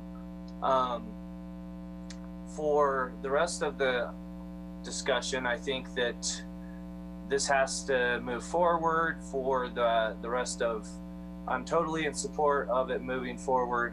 As far as the broader sense, I think density is really important. It sounds like there's other interest in improving the density. This is low-hanging fruit as far as marketing what strengths the community has. It's also ties the city and the campus together in a way that's pretty unique to our community. It is something we should move forward with. I think also what Commissioner Butler mentioned about RCPD was something that was on my mind, and that I know Jason has mentioned multiple times to us about the new market grants being attractive because of that RCPD presence. But we hear that, and also we hear tonight that the county may be waffling on when to do that and how that might affect RCPD and those things. I would also agree with Commissioner Butler, and I think that we need to incorporate that part, because that's a $3 million leverage for us. That's important to me. So there's security in that structure as it's built. And I think that's all that I had to say. The density brings economic new markets. There's also opportunity for the density for housing and increasing property tax revenue down there. But also, as we increase density, I think it's important that in this post-COVID, and that was the other thing, I guess, was the SAVE dollar, or not the SAVE, the CARES Act dollars. If we move into and utilize that, there would be an interesting component where we can incorporate healthy and post COVID-19 type of implementation into this design. I think that would maybe be attractive to not just generating grants, but also students and other businesses that would be entrepreneurs moving into that area. So yes, move forward. And I'm not a big fan of the metal. Okay, you want option 4. Commissioner Morris. Yeah, hi. I am not a fan of the metal. It doesn't fit in with anything else in Aggieville, and it reminds me of a corrugated metal building or something, a silo, I don't know. I am actually in favor of the open structure, and with a color tone, or, you know, they can imprint on concrete too. We see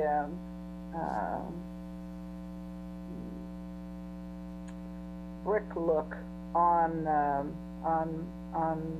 concrete, whether it's a sidewalk or a panel of the wall, or anyway, just something other than the metal. And I do support the 2,000 square feet for commitment for RCPD. I am not a fan of 3,000 or 4,000. I'm not interested in it growing beyond that, because I want the parking garage to serve the function that was our original intent. See, but I think, you know, we bought into this, and it's time for us to move it forward. So there you go. Unless there's was I supposed to speak to something else? I think I was having any notes. I actually like the perforated wall, but we'll go with, we don't want to divide all of us. So since there were 2 votes for the open structure, maybe that's what we should go with. I felt the perforated walls gave us a little bit more as far as pictures and such when I was thinking about the alleyway. The alleyway is incorporating a lot of Aggieville history, and I thought this might be another way to add a little bit more to the same theme of the alleyways. I really am intrigued by what we are doing with the alleys. I think that's something that's going to be, the vision for that is to have a lot more people walking through there, becoming a place where you want to take pictures and make it more memorable than what it is. So I'm looking forward to that piece as well. I'm glad we had that discussion, and it looks really, really, really nice. And I hope that comes out exactly the way it looks, at least close to the way it looks in the diagrams that we saw. I'm not stuck to any particular panel options. I think all of them are wonderful. I'm kind of hesitant about the kinetic wall panels, even though there was discussion about, yes, they're solid and nothing bad will happen. I'm still not bought into that piece of it. But between the other 3 options, I'm comfortable with any one of those options as chosen by the commissioners there. I think the RCPD was the big piece for me as well. Where they are right now is not suitable. And ever since we started the Aggieville garage discussion, PD was part of that discussion. And then slowly we started kind of chipping away from 5,000 to 4,000 to 3,000, and maybe we'll give it to them, maybe we won't. And I don't think that's the position that we should be in. I think that's a commitment, a verbal commitment that we've kind of addressed with law enforcement. And in Aggieville, they have to be right front and center. I think that's the piece to this. If we're going to look at parking and look at the Aggieville business industry and the district as it is, there's going to be fewer cars, but around in that general area, but there's going to be more foot traffic. And I think this is, we need to have a place for them. And I think this is what it would be. So, and the timeline, yes, we should have moved on with the timeline. The pandemic kind of came about. Funding sources are always a big challenge for me because we do have this idea that some of these grants and such will come through and sometimes they don't. So I want to be sure that we have backup plans and can continue to look at those funding sources. I don't know what kind of federal funds that are going to come our way, but I do know that everybody's going to be vying for that same pot of money. And there's only a certain amount they're going to give us. So I hope we are aggressive, and I know we will be, but yeah, we need to bring more partners to the table to make sure we come out on top. And I know Jason's good at that. So.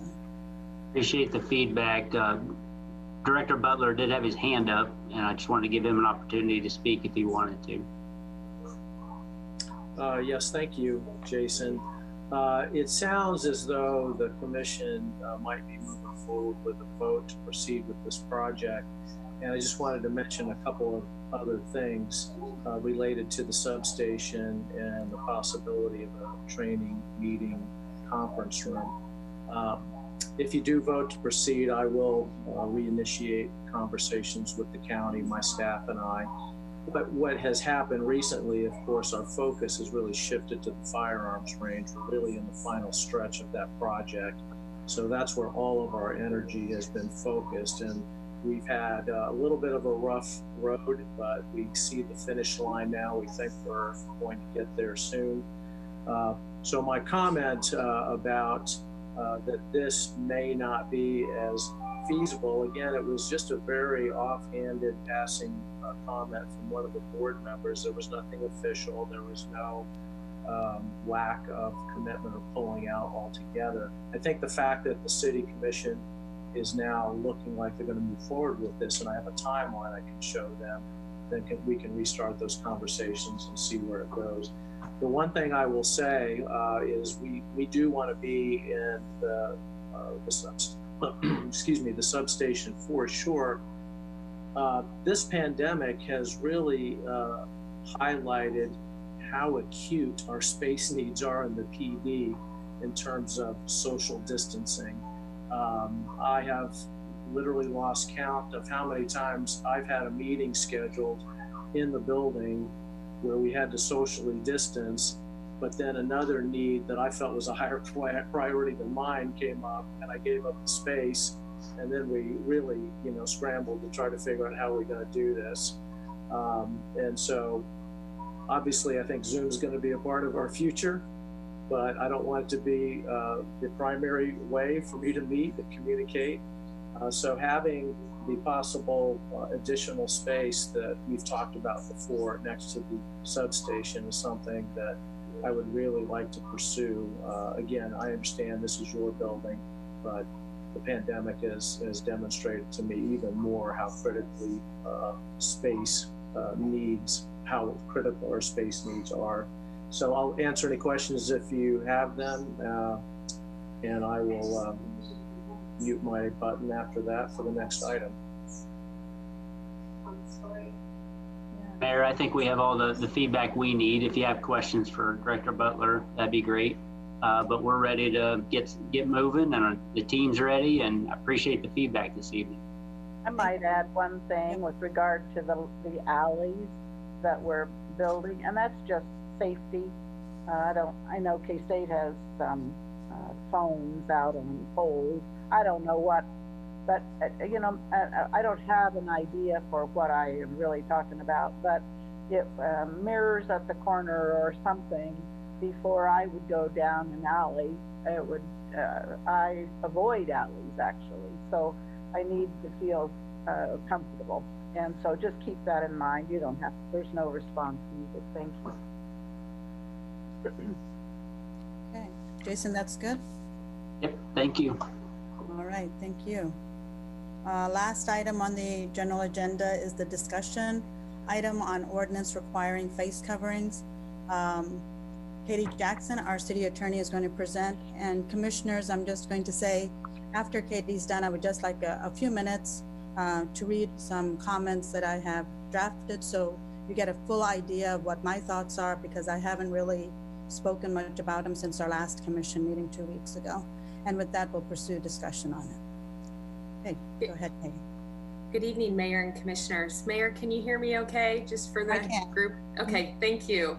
I'm going to share my screen now with a presentation. Let's see. And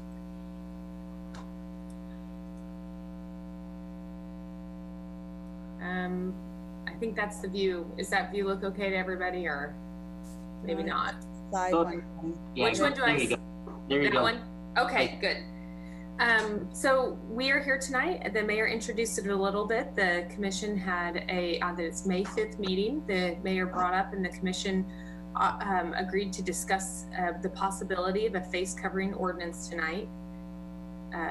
The background, I guess the basis for the ordinance is the CDC and the KDHE have given recommendations for face coverings. Neither public health entity has issued a requirement. The recommendations, I have a summary picture here. They just have recommendations about wearing masks in public in certain circumstances. What we're talking about tonight, or what we were asked to bring forward, was a discussion about the possibility of the City Commission adopting an ordinance that would require a face covering in certain circumstances. At this time, there isn't a law or a health order in Kansas that requires the face coverings to be worn in public.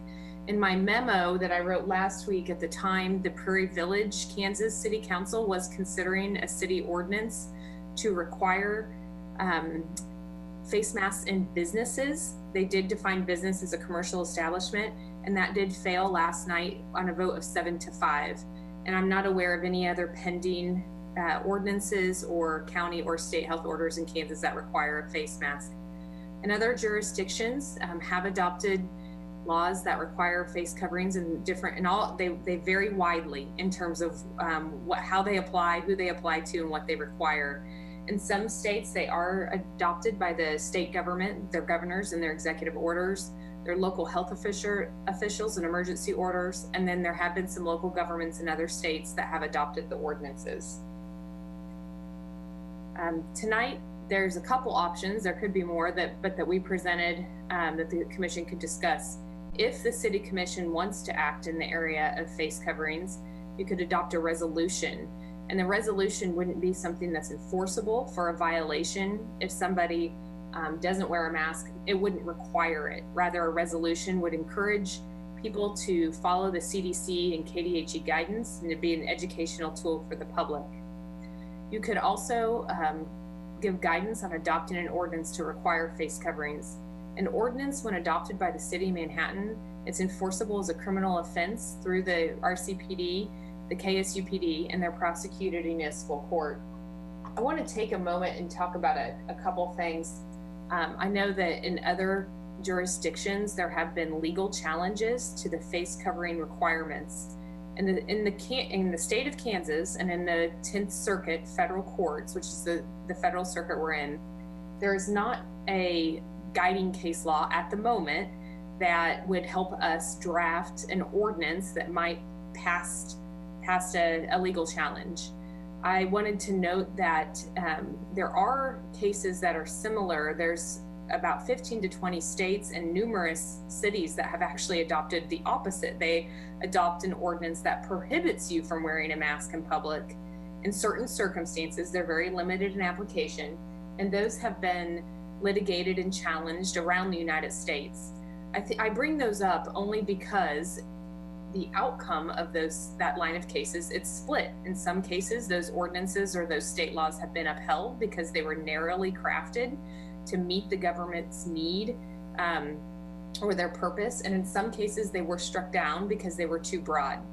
I bring that up because while we don't have guidance in Kansas specifically about how to write a city ordinance that could survive a legal challenge, we know that generally we'd have to comply with the rule that since the constitutional rights are impacted, that we have to narrowly tailor the law so that as narrowly as possible to meet our purpose. So it has to be, it can't be overbroad, it can't be vague, and it needs to be very carefully crafted because there are constitutional implications of this type of ordinance. So my takeaway on that, my summary of that is, while the city does have the legal authority to adopt an ordinance of this type, that legal authority is not unlimited. We would have to be very cautious about the way that we draft the ordinance, how it applies, who it applies to, in order for it to have a better success if it is challenged. And in no case could we guarantee that success, because this is an uncharted area in the state of Kansas. It's uncharted in many areas, by the way, because while the laws that have prohibited face masks have been around for decades, some of them, this is something new in law. So in the law, so we couldn't quite predict that. This is a very general slide about the ordinance components that we would request guidance from the commission on if the commission decides to proceed with an ordinance and gives direction to staff to return with a draft. We'd have to define the face covering, who and who is not required to wear it. And this has been, I mean, a lot of these things have been heavily debated. Who and who is not would include things like the age of the individuals, the exceptions that we would need to provide for individuals with disabilities under the ADA and other health concerns. I mentioned ages, but ages has been a pretty big issue. 2 to 9 year old is the usual, kind of the typical range of ages. So under 9 may not have to wear them in some communities, under 2 in others. But that's an issue that we'd have to talk about. When and where a face covering is and is not required. As I mentioned, the ordinance that was proposed in Prairie Village was only proposed, and it did not pass, but it was only proposed to apply in businesses. It did not apply to governmental entities or churches, so they avoided some of those issues. But there's such a broad range of approaches to this. Sometimes the health orders, the laws only apply to the employees in the business. Sometimes they only apply in certain types of businesses that are likely to attract large crowds. There's just such variation. There's some that apply indoors and outdoors or just indoors. And so there's so much variation here in the components that we've seen across the United States. The duration of the ordinance, so that's the issues related to whether this is going to automatically sunset at a certain date or whether it's going to expire when the pandemic emergency expires. When the pandemic emergency expires can be a complicated thing.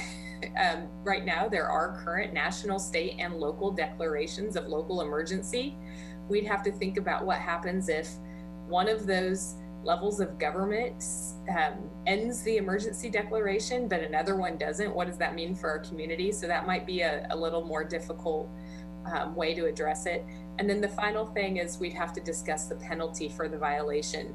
The ordinance, the city code of ordinances, there's a general ordinance penalty that says for a violation, the fine is up to $500 and or 6 months in jail. The city commission, if you decide to adopt an ordinance, you are not bound by that. You could do just a fine. You could do a minor amount of money, $20 or $25. I think that's what was recommended at Prairie Village.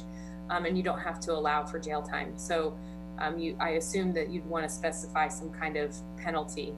The other couple things that I wanted to cover in this ordinance, just a couple cautionary notes. These are the things we would need initial guidance on in order to present you with a draft. There is a lot of complexity to how we write these ordinances. There's constitutional implications.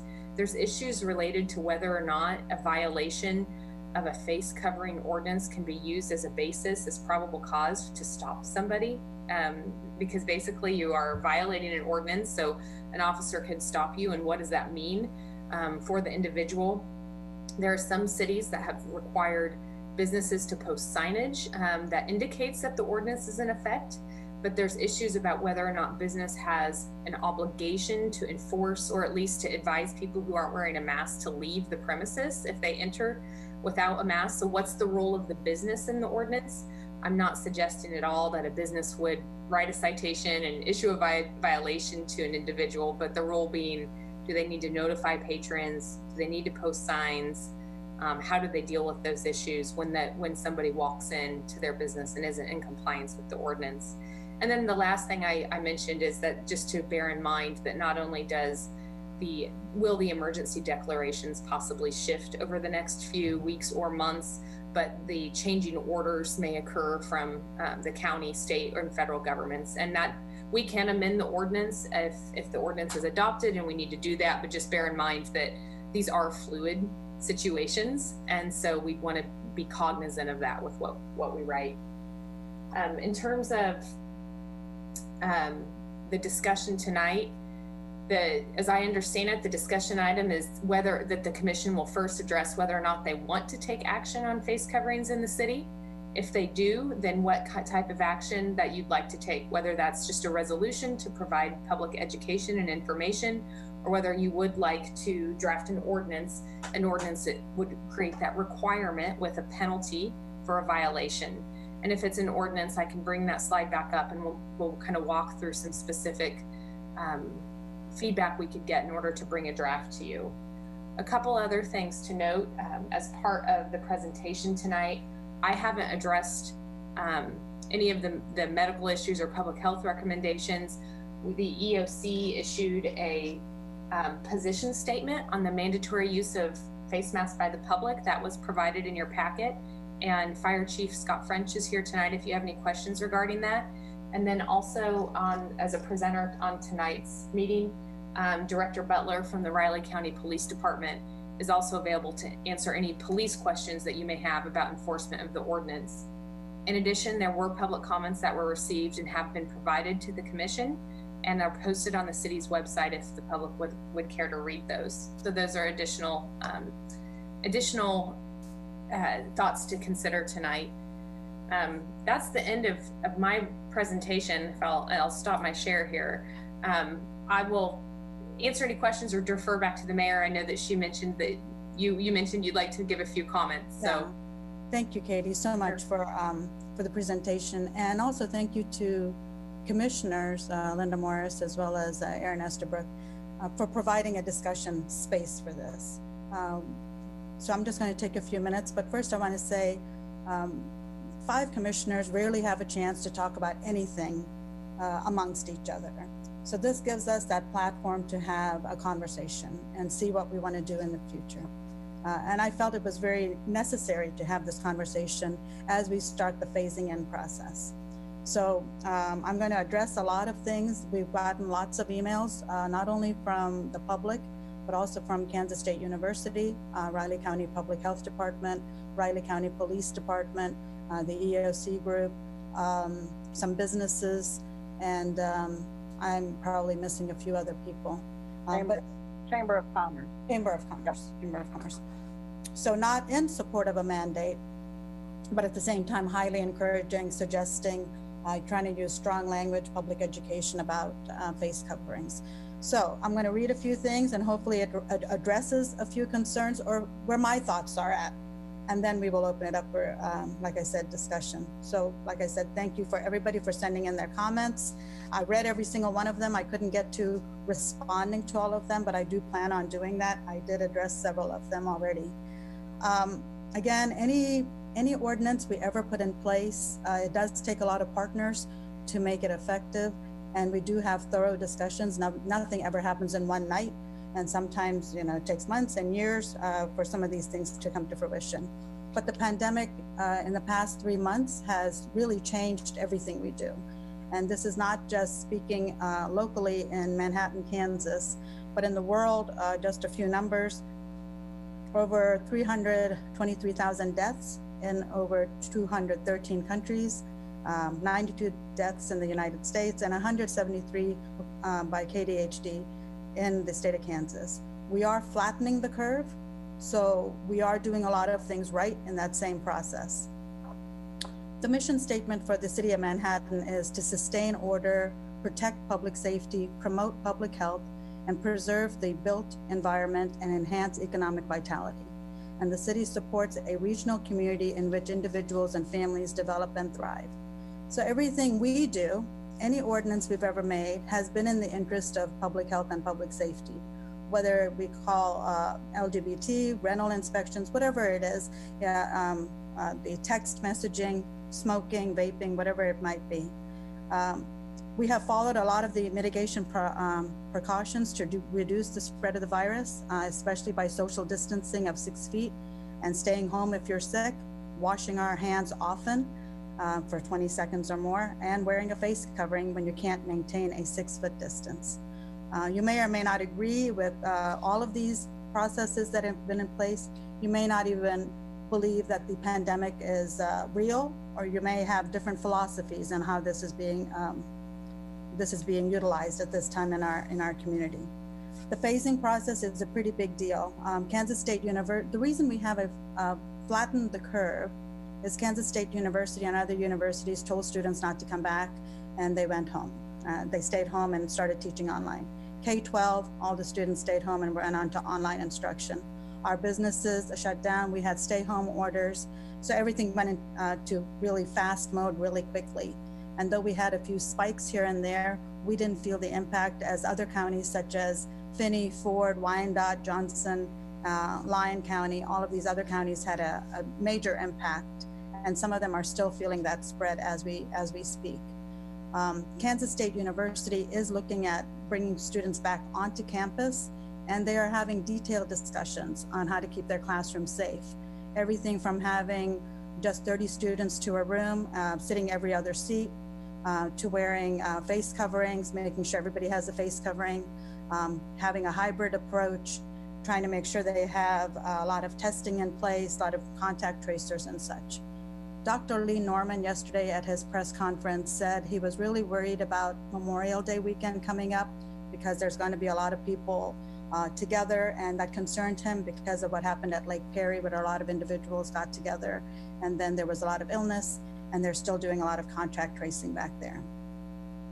Fort Riley has issued where all of them wear face coverings on base, and they're only allowed, I believe, 70 feet or a 250 feet radius within Fort Riley, just for precaution's sake.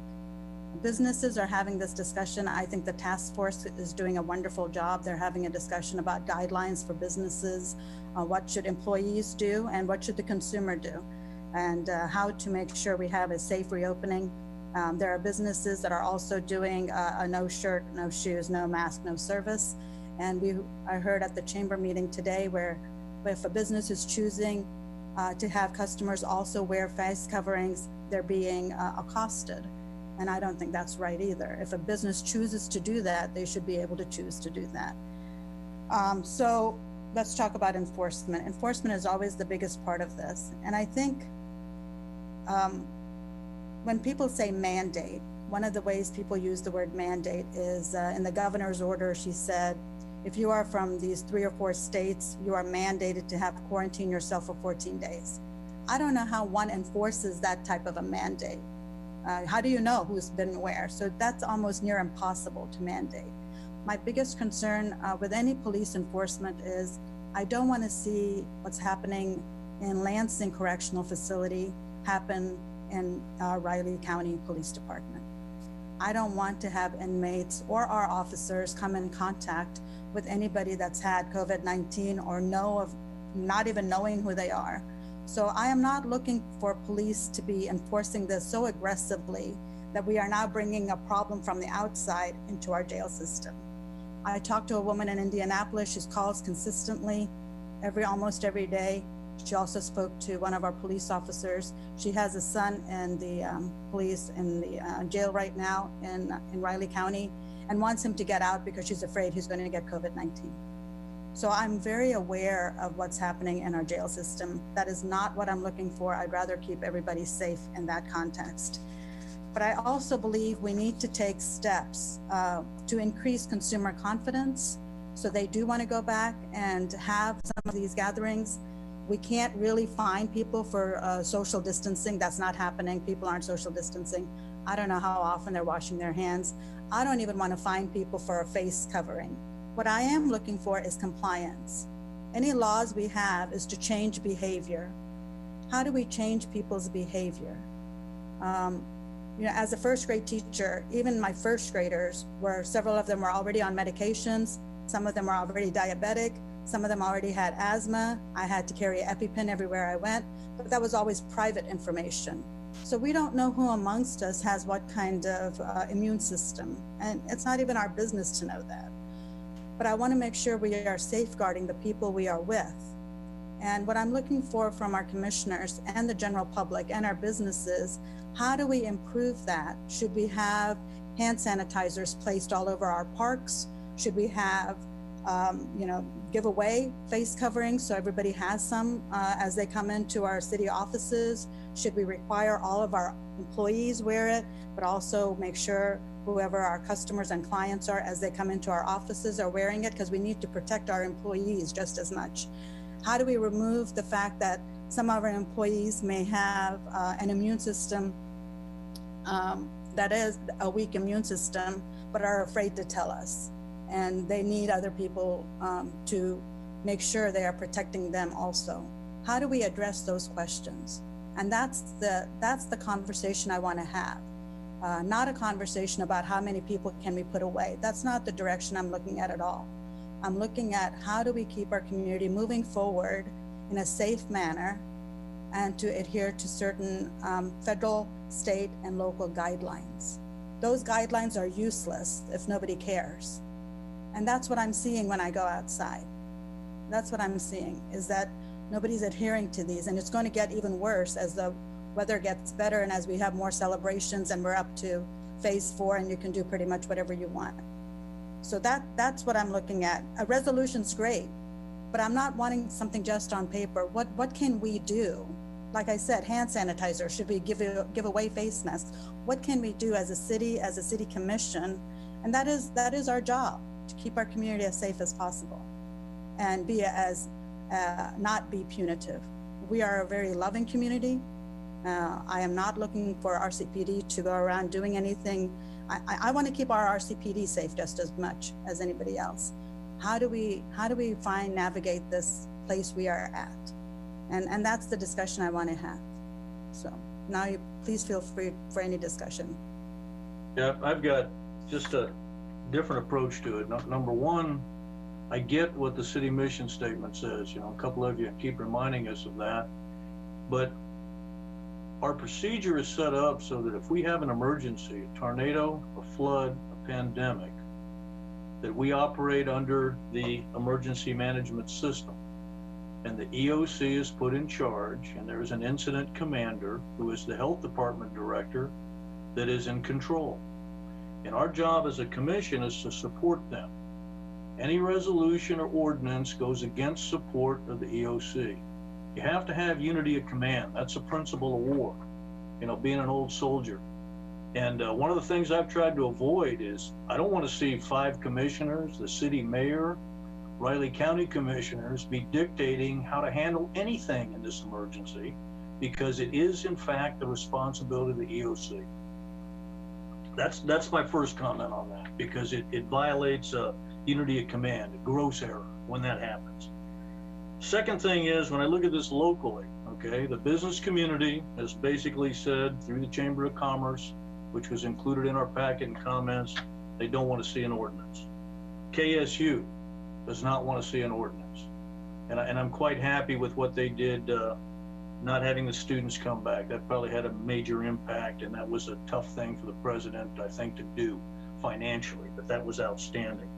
Secondly, the EOC did send us a position paper, signed by all of them to include the health department director, that did not want us to mandate or do an ordinance. Third, RCPD did not send us a paper, but I think Dennis spoke out at one point about not being in favor of it, primarily because it is an enforcement absolute nightmare. Now, we got several public comments, and we got some that were just mailed to individuals. I shared one from Helen Roser. She wanted to be sure specifically that the mayor saw that. And I think most of you have read those, but to my count, the majority of the letters are against an ordinance. 2 or 3 are for it, but the majority are absolutely against it. And I've had various discussions on Facebook. I posted something, I think 8,000 people looked at it and got various feedback, everything from I should resign or the mayor should resign, which I think is the extreme end. That's not a good discussion when you start off with let's fire the mayor or fire one of the commissioners. That's That's not what we're trying to get at. And I know that's not what the mayor's trying to get at. But I see the majority of the people are just, they're just not for it. And I see it as about an 80-20 split on what I get through email. And the final thing, and I observed the same thing the mayor did, I drove through Aggieville Sunday, a lot of people walking around there. I've gone to a couple of shops. I've limited where I go shopping. You know, I've been to Home Depot, I've been to Dillon's, I went to Blueville Nursery, and I also went down to the other nursery down there on Highway 24 Sunday. And I'm seeing maybe a 40-60 split, about 40% of the people wearing masks, 60% not wearing them at all. And many of the people wearing the masks incorrectly, you know, below the nose. Some of the cashiers had them around their necks. When we came up to check out, they put them up on their nose. And my wife's an RN, ER nurse, has been for over 40 years, keeps in contact with all the other nurses here, retired and in town, and several of the doctors. And I thought one of the best statements we received in public comments was from the 2 local doctors in town. I have trouble pronouncing their names, so I won't try. But they wrote a very good statement on why this mask idea is absolute folly to try to follow. And of course, I know that you can go to the internet or go anywhere you like, and you can find science that's for it or against it. But I can't find a definitive group of scientists where it's overwhelmingly in favor of masks. And you got some people that are adamantly against masks. I also looked at what happened down in Stillwater. Pretty grim. You know, they passed an ordinance down there in Oklahoma, and people really reacted a bit radically against it. And I believe that is a problem. So I basically came down on the issue, you know, trying to talk to, you know, in private with some medical people, that it is a personal risk assessment. And each business can determine what it is. And if they want you to wear a mask to go in, then it's their option, like the no shirts, no shoes. You know, that's it. And you either, you know, shop there or don't shop there. And I don't have a problem with that. Individual choice, you can go out and wear a mask, you can not wear a mask. You can choose to go to a restaurant. Some of them are open now. I have gone to one. And, you know, people are sitting 8 at a table, and you are taking a risk. You're sitting at a table with 7 people. If one of them has, you know, the coronavirus and transmit it, we might all get sick, but that's my choice. The poor wait staff is, of course, wearing masks. That may make some people feel better, but it's also sort of strange. One of my brothers worked part-time at Menards. You wear a mask in there and you're dragging, you know, pallets around for 6 or 7 hours. The utility of that mask is absolutely zero after working in it. And so there's a real problem there. So I just believe that there just is no real, you know, definitive answer one way or the other on masks. The enforcement issue is crazy, and a lot of people think it's a violation of their liberty. And it gets back to that argument of what's more important, your safety or your liberty. And I think Ben Franklin came down on the side of liberty, and that's where I'm at. And I know that's a risk. And if you're that fearful of the virus and opening it back up, you have the choice. Wear a mask, stay home, don't go out, don't go to the lake. That's your liberty to do that.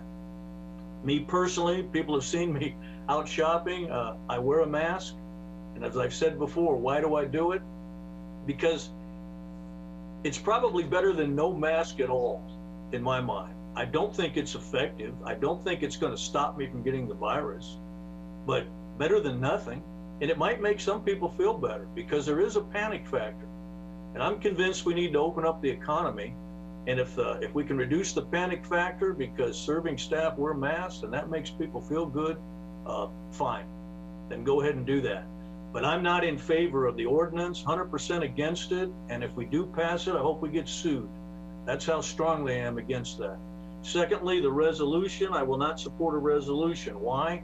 Because it flies in the face of our commitment to support the EOC. We either support them as unity of command or we don't. And a resolution says we don't because they're in charge, not me. Thanks. Well, yeah, I'll echo everything that Wynn had to say and not repeat a bit of it. But the thing is we got to remember is that yeah, Fort Riley is not a democracy out there, and they don't have to worry about trampling on anybody's rights because that's not how they operate out there. So they can do whatever they want, and they don't have to worry about anybody's constitutional rights in particular. The main thing is that if I think we can agree that the mandate is off the table because really nobody's supporting of that because of all the legal issues and chain of command and such. The resolution would just be redundant to what the EOC and the health department manager or director is saying. If it was that important, then the governor through the health departments would mandate across the state. And if they're unwilling to do it, then it's not really our point to they've already said we recommend wearing facial coverings. And so if we tried to do something too, it would be undercutting them. And so I don't really think that that's the thing we ought to wade into. The thing is, I understand, Mayor, that this is the defining thing of your mayorship this year. And I'm with you. I would like to be able to say that we did something. We did something to make this better. We helped shorten the lifespan of it. We helped decrease the number of people affected. I just don't think that this is a city commission realm.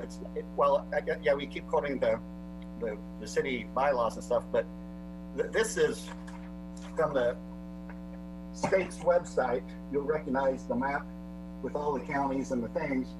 And then here's the curve of the number of cases, and I drew in lightly the bell curve, and you can see that we're over halfway down the backside, just like this other map on the next page of the website was. So my point being is that we're over the hump on the downside of this thing, and doing what we've been doing. So adding more just seems to be punitive at this point. What's been working has helped. The curve's flattened. We're on the downside. We're almost over with this thing. And the summer's coming out, which is supposed to be a better time for the virus to die off. And I just don't think, the number of people are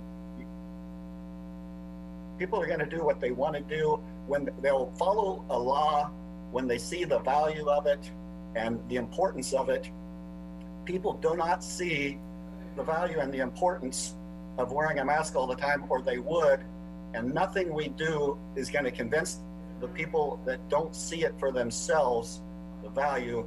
And that's why I think we should just drop it and let the health department people continue to run the operation. And I know that it's just killing you that you haven't been able to do stuff. And me too, because the city commission has no authority over anything but city stuff. And I think we should be spending our time getting the basketball goals back up, getting the tennis nets and volleyball nets back up, figuring out if we can get the pool reopened. That's what people want the city commission and the city staff and the city to be working on is, okay, we're on the downside of this thing. Can we start getting our lives back? And that's the thing that I think we should be spending our time on. This is not our realm. I got berated to death about suggesting something medically before, and I just think the city commission needs to stay out of this and let the professionals over in the EOC run this the rest of the way since they've got us this far.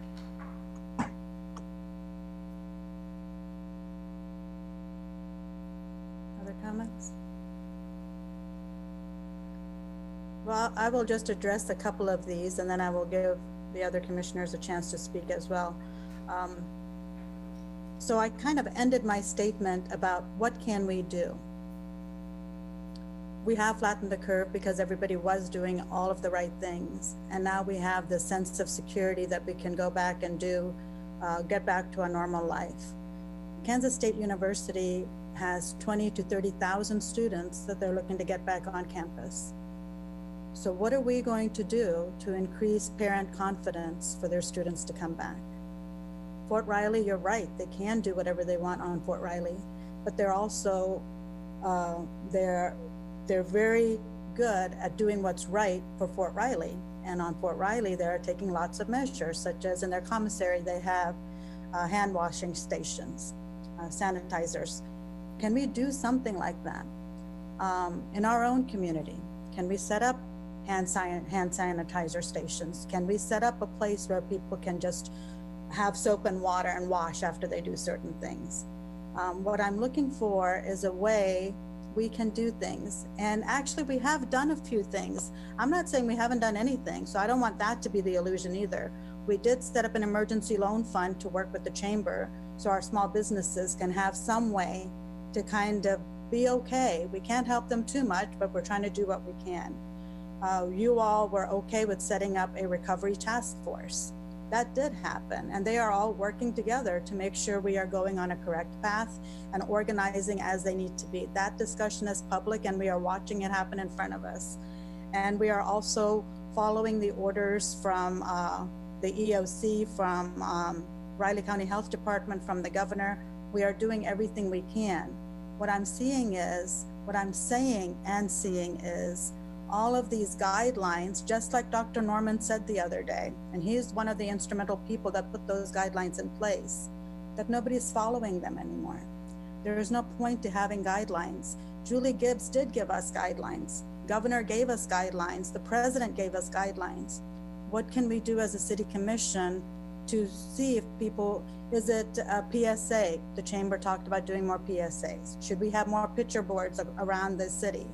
What can we do to make sure people are aware of how to do these things? When we were looking at a rental inspection program, a rental registry program, we talked about an education program. Is that something we need to do? What I'm trying to do is, or we should be thinking about, we want those 30 students to come back and stay. We want a football game to happen with spectators in the stadium. If spectators don't come back, that impacts us quite a bit. We want to make sure we have everything open as much as possible. But the consumer that's going to come and do this with us has to have that confidence. And it doesn't have to be a face mask mandate. It doesn't even have to be a resolution. It needs to be something where we can make sure people are trying to follow the guidelines and not just wash them away. And that's what I'm trying to ask you to be a part of. What can we do? And let's not do anything and leave it to somebody else is not something I want to accept. That's not how we work. That's not why we were elected. And that's why you were okay with a loan program. You were okay with a recovery task force, all of those things. We didn't have to do any of those things. We could have said no to all of those things, but we didn't. So we are a proactive commission, and I want to continue that course. And I'm looking for solutions. See, the things you mentioned there, and I was all for them. The recovery task force was not getting in the lane of EOC or the health department. The allocation of funds for economic development. I mean, I talked about that for a long time. Before it became public here, and I thought that was a good thing to do to help the businesses, because that's distinctly what we should have been doing, and so. We also, I think, allocated some funds, and we supported, nobody talked much about it. There was that medical task force where they wanted to have some hotel rooms to quarantine people if things really went south.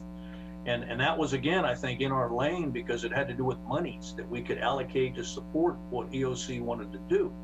So I had no problem with that, because, as an Army guy, we always used the term, we're going to deal with what's in our lane. And that meant our firing lane. And we don't fire into other people's lanes, because that's not how it works. Aaron probably remembers that. Watch your lane, right? And that is really how I'm approaching this. And I do not see a mechanism where we can go out here and all of a sudden miraculously educate the community. When you were talking about that, about billboards, I thought, gee, too bad we didn't pass Thomas Sine's request to put those digital billboards up there, because guess what? Part of that request would have been able to little flip things up there and say, wear a mask, wash your hands, I don't know if you know what the cost of sanitizers are. If the city was to put those out there, I don't know if one of those federal programs would do it. But, my wife bought a couple of them, the alcohol ones. And the nice thing about those are we've got them in the car and truck, and we rub them on our hands and they air dry. So that does a pretty good job of sanitizing. I did see a number of stores that had those. And that seems to be effective, and a good way to make it work But again, I don't feel it's, our place to say, hey, Blueville Nursery, if you don't have that, we're going to mandate you do it.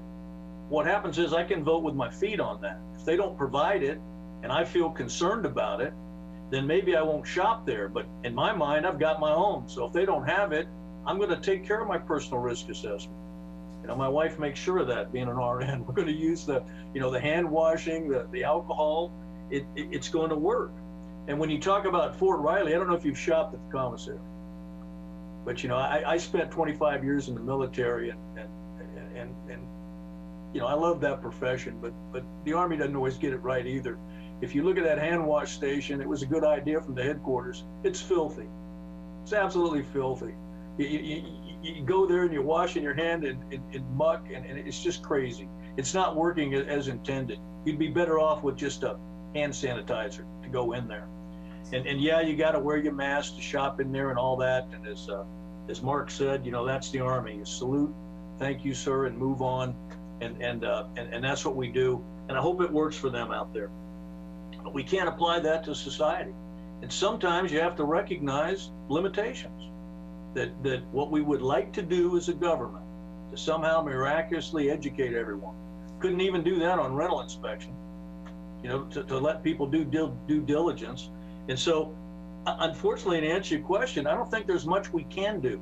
I think we need to stay out of the health lane and leave that to EOC and do what we can in our lane, which is business, money allocations, get the city back open, and make people feel like they're going to be safe. Like, KSU, you talk a lot about KSU, and I think that's General Myers' issue.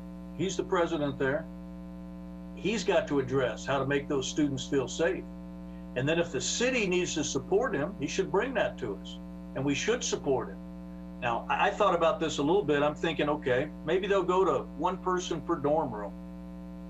That's pretty neat. What does that do then? Well, that now means that if enough students show up, the local renters are going to be happy because they'll be renting apartments.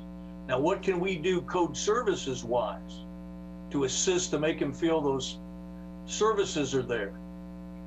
And I had a couple of conversations. A couple of the renters wanted their apartments inspected that were empty. And initially there was some refusal to do that because people were afraid to go in it, but Scott French fixed that. And so a number of the empty rental houses have been inspected, and I'm quite pleased with that. So to me, there are some very important supporting roles the commission can put in here that are not directly health related. And I don't think we can put out any better material than the CDC or the health department or anybody else has on this topic. And that's unfortunately, how it is. Sometimes there is no solution. You just have to live with what you have. Yeah, I just want to add one last thing and I'll shut up here. The problem with educating people about this, I think people understand there is some value to wearing masks. The problem is, and I don't want to use worldwide numbers or leave New York City out of the equation. In Riley County, you have a 1 in 1,000 chance so far of getting the virus. 60 cases, 60,000 people. We've had people have 1 in 1,000 case of getting it.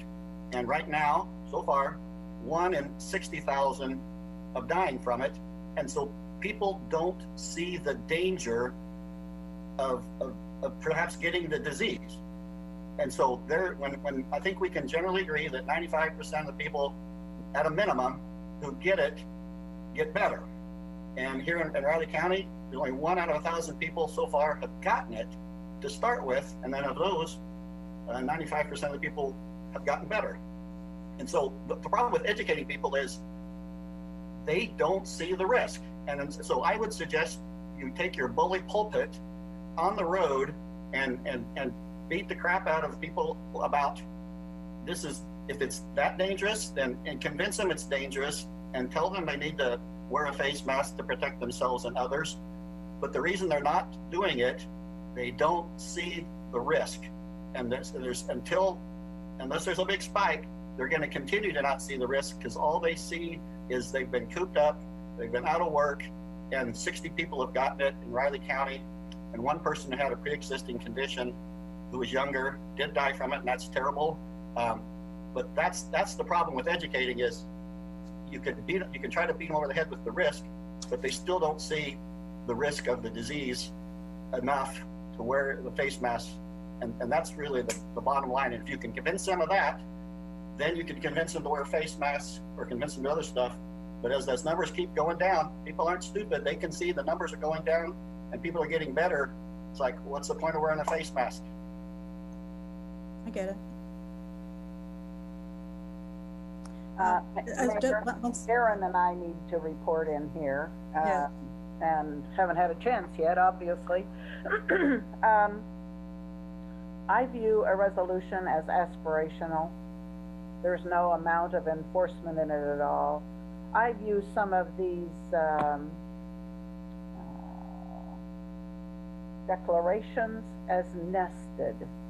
So the federal government sets a standard, the state passes something that's within the context of the federal, the county sets up something within, you notice how closely they have watched the governor's declarations and always kept within the context of the governor's recommendations, and the same with the county. I don't see a resolution on our part as being out of our lane, or it is what we need to do is to say that we have some standards and we want people to get people's attention so they also look after their own and other people's health. I actually think that the virus is going to return this fall and winter, whenever it is. And so I'm glad that we have a number of these, the county commission, for example, their declaration lasts through December 31st.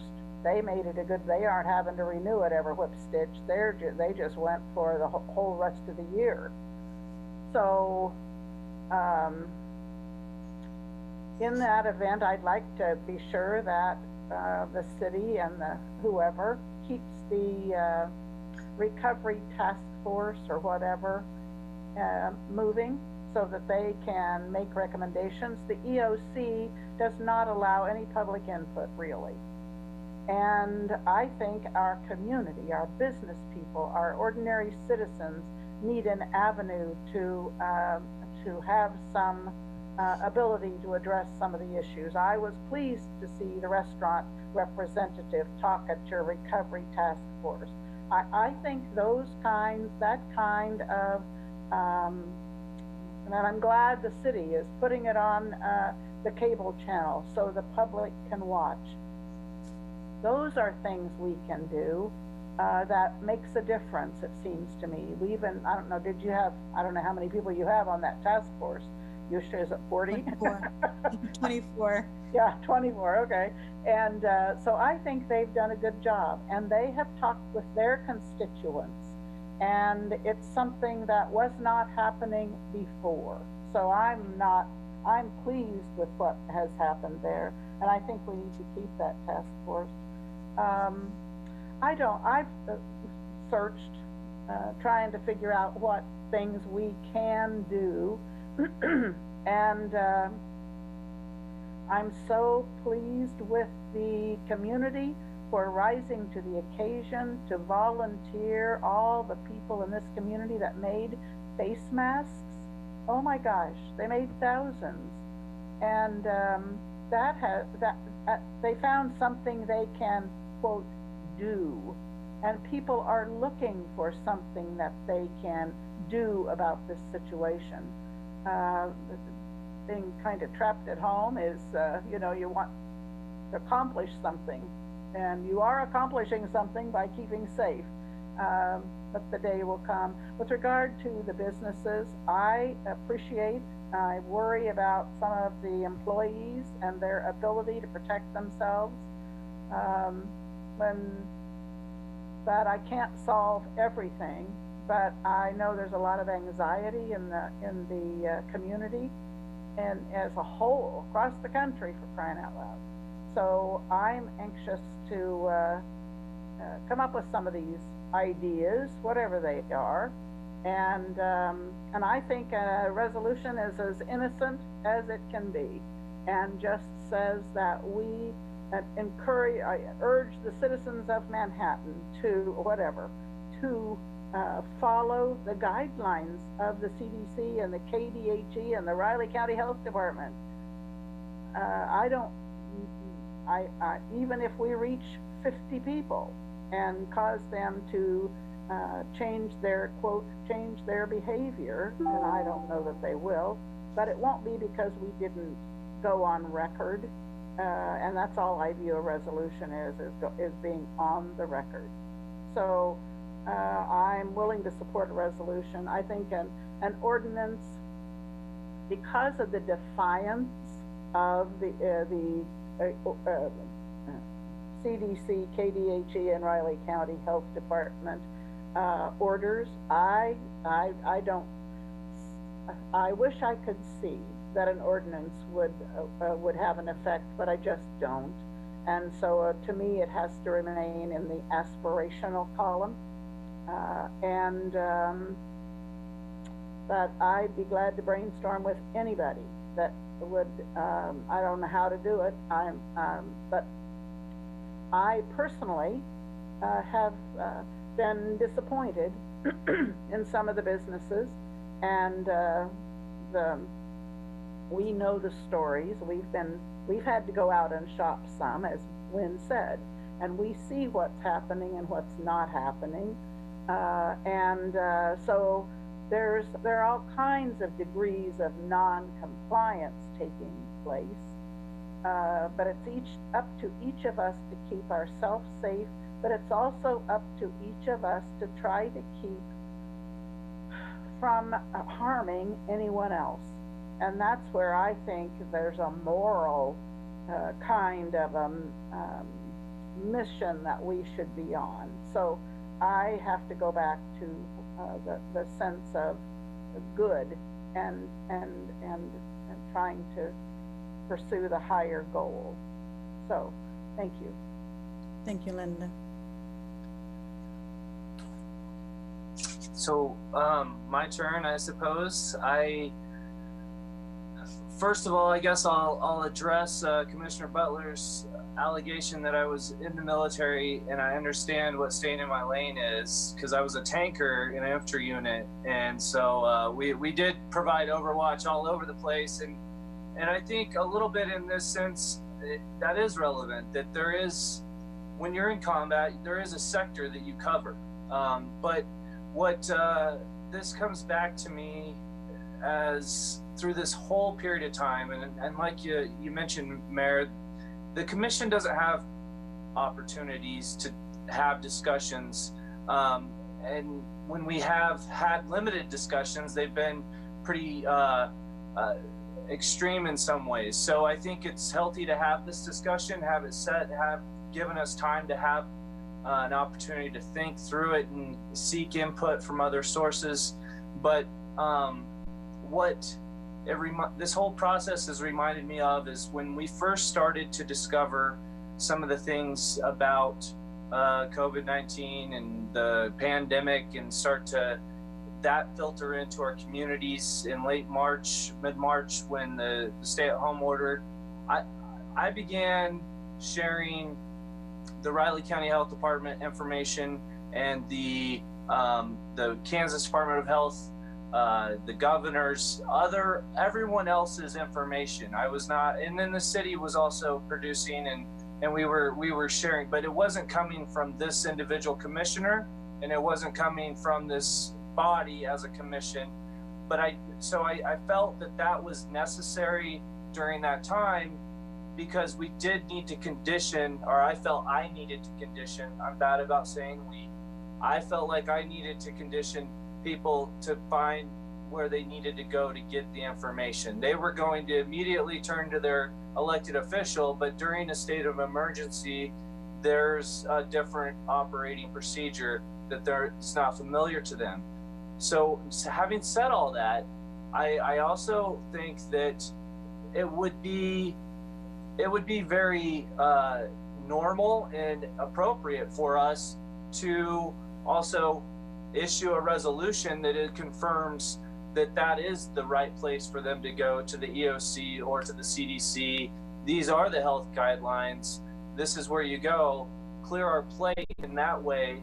As a commission, we are resolved because we're not on every single health issue as this proceeds through the summer or into the winter. We're each taking a individual position, and I think that the standard bearer for the commission should be we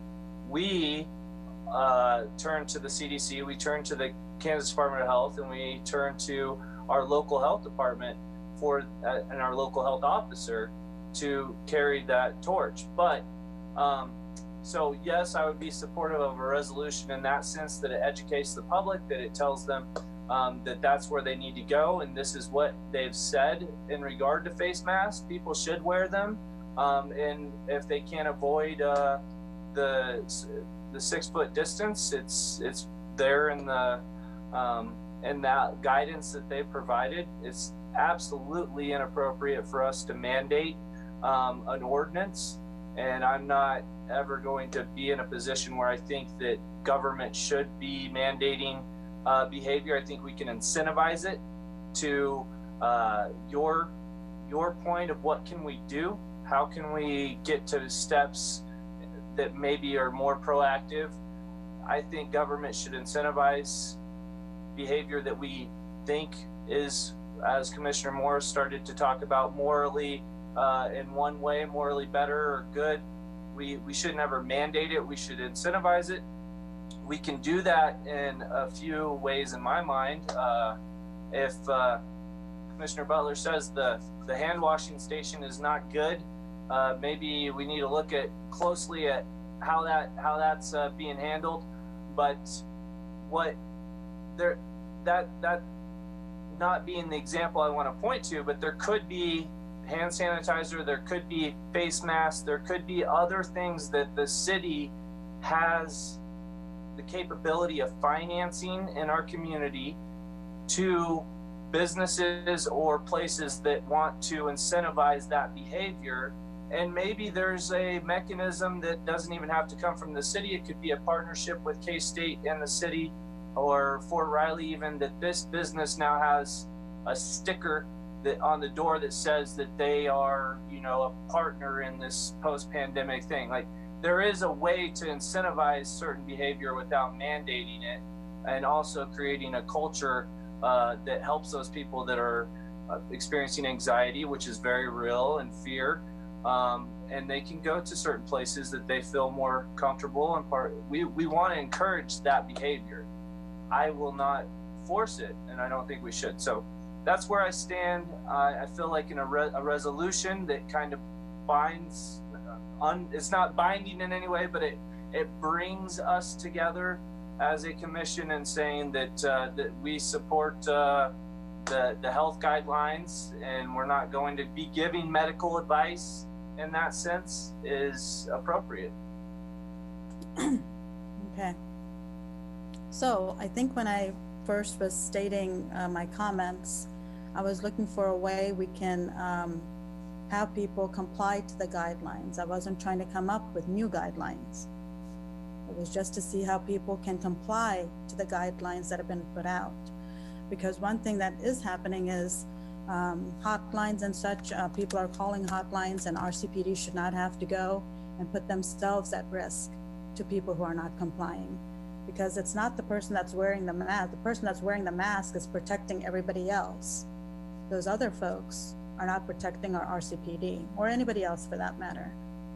So when I say, let's look at doing something about this, it doesn't mean let's do something different than what's being put out by any of those federal, state, or local agencies.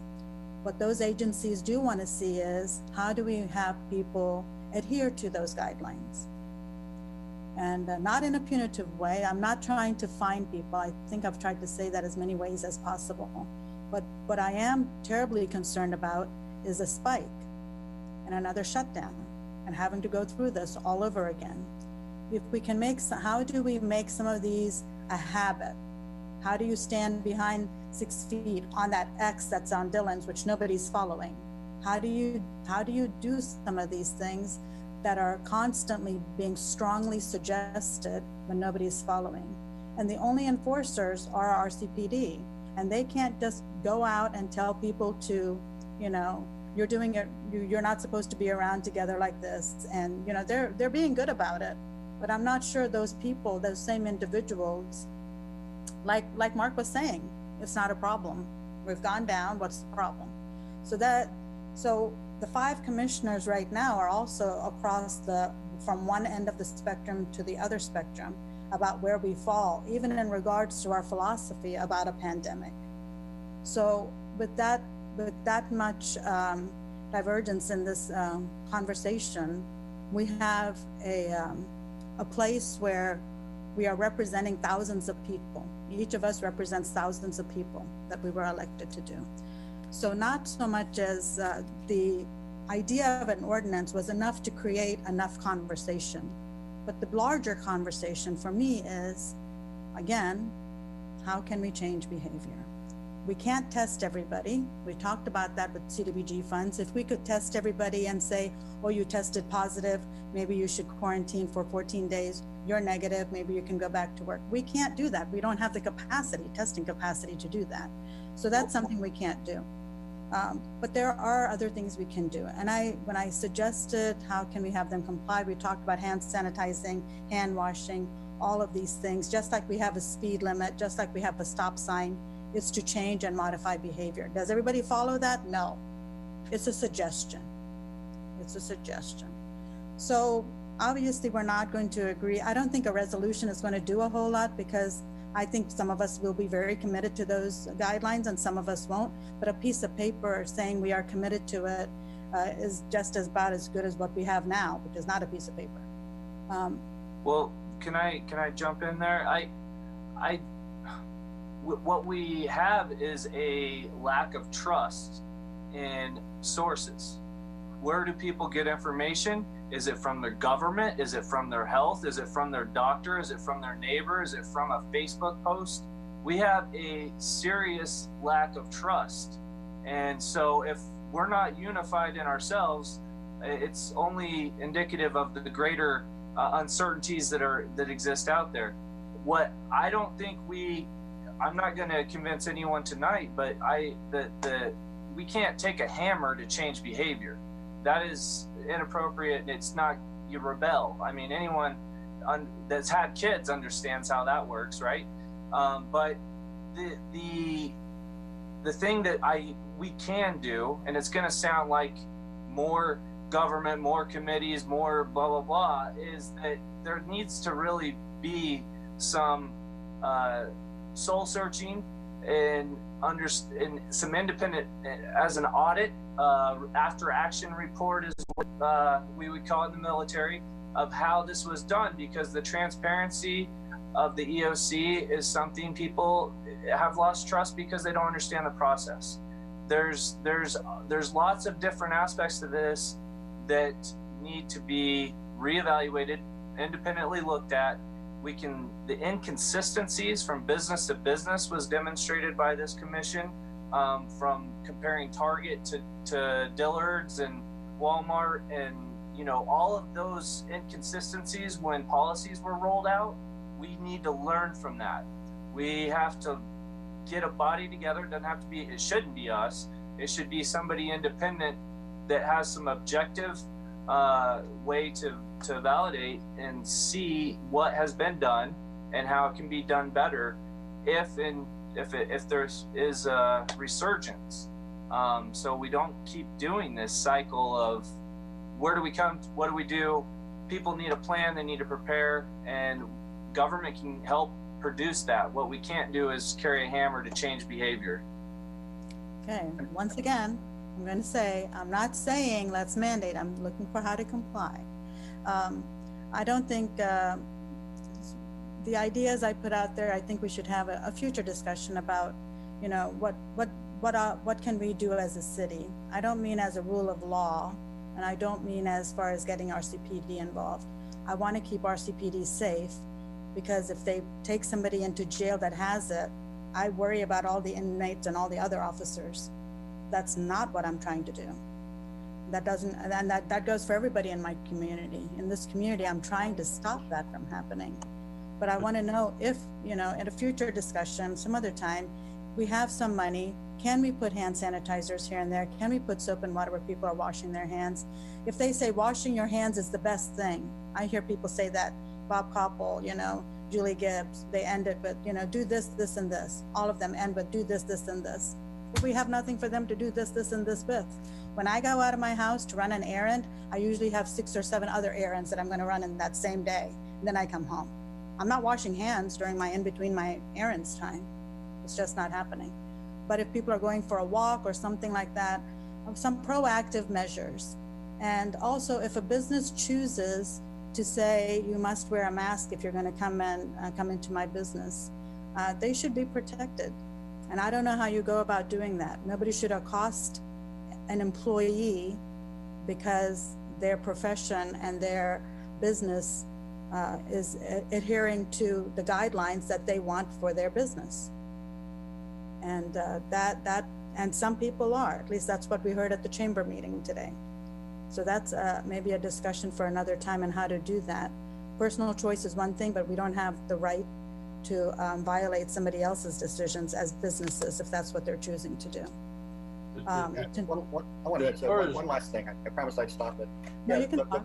The problem with compliance is this downside of the bell curve thing we got going on. And I suspect that if we try to do, by the time Katie would write an ordinance and we get it ready and we talk about it some more, we're probably going to be down to one case every 3 or 4 weeks. And then at that point, people will really not feel like they need to comply with something else, but do what you can. I don't know. I don't really think I'm not talking about an ordinance anymore. Maybe I know, but even the recommendation thing part, since there's already one in place, but if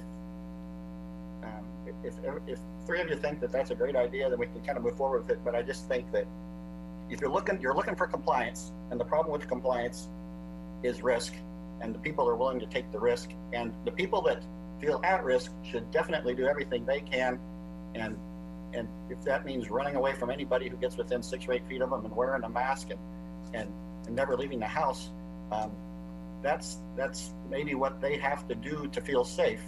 Most everybody else doesn't feel they have to do those things to be safe, and that's the conundrum. And the problem with living in America is people have choices, and that's really the bottom line here. We can't change behavior without living in a police state practically, and no one wants to be so safe that there's so much police type activity going on that there's no crime ever, there's nobody walking around without masks on, and we can't, we can't possibly take all the risk out of being alive, and that's the thing. I really think what this thing is going to be about over by the end of June at the latest, I think. And then I would like to see us, people keep talking about the new normal. I want to go back to the old normal, back when, because there wasn't a second wave of swine flu, there wasn't a second wave of avian influenza, and so there's really, other than China's had crazy stuff going on there, I'm really not sure. There will be a wave of flu this fall because there's always a wave of flu, but the question is that can we get mostly back to normal faster, simply because I don't think a lot of people like this new normal, and so people are going to really be trying to get their lives back to where they were before. And so that's going to be a driving force for a lot of people's behavior, is they want their old life back, and they aren't willing to keep doing these things because they don't see the value in it. I understand. Okay. I just wanted to mention, the staff wanted guidance. What I'm hearing is at least 4 commissioners do not want an ordinance. So I guess the staff guidance is don't draft an ordinance because there's not going to be enough votes to pass it. I'm hearing 2 talking about a resolution. And I think 2 of us said no, and I don't know where you stand, Mayor, on that.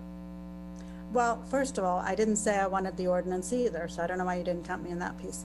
What I did say was, I also said I'm not in favor of a resolution because it really doesn't do a whole lot. Okay. What I did say was, if we can, I understand you want to get Katie online to what we said, and I hope Katie and Ron got that. But yeah, so what we basically decided is 5 of us do not want an ordinance, and at least 3 of us do not want a resolution. So that means Katie's job is pretty easy. because she doesn't have to draft anything. And then that's the staff guidance I wanted to be sure came out of this. Now, if we want to shift gears, you know, and put on a future agenda, okay, what can we practically do? I'm not opposed to that. And I'll mention something now that Ron may not like. I mentioned it to Linda a couple of days ago. You know, some of the guys at Friends of Johnny Caw in the chamber, a lady actually made a giant purple mask to put on Johnny. And the idea behind it was to try to send a visual message to everybody that we support, you know, all the efforts of CDC. But because this thing has become so polarized, there's a group that's afraid to put it up there.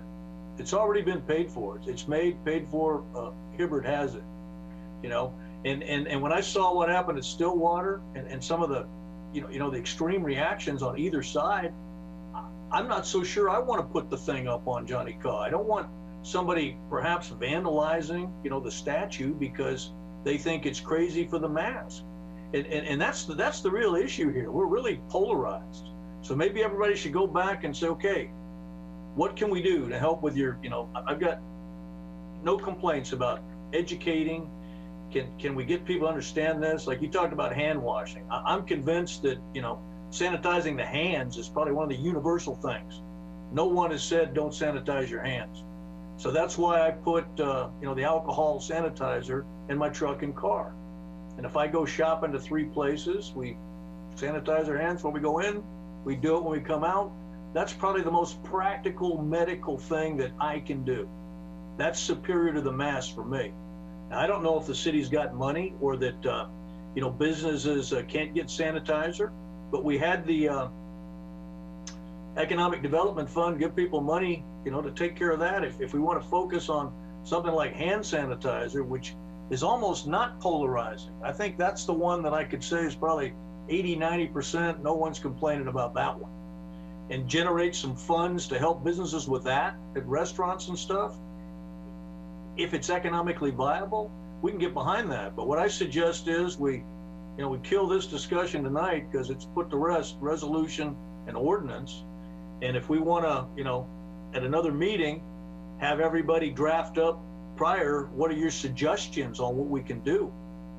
You know, besides supporting the EOC, what can we do along the lines of what has already been done? The task force, supporting the quarantine, the hotel, which is still there if we need it when the students come back, and things of that nature. I'm 100% for that.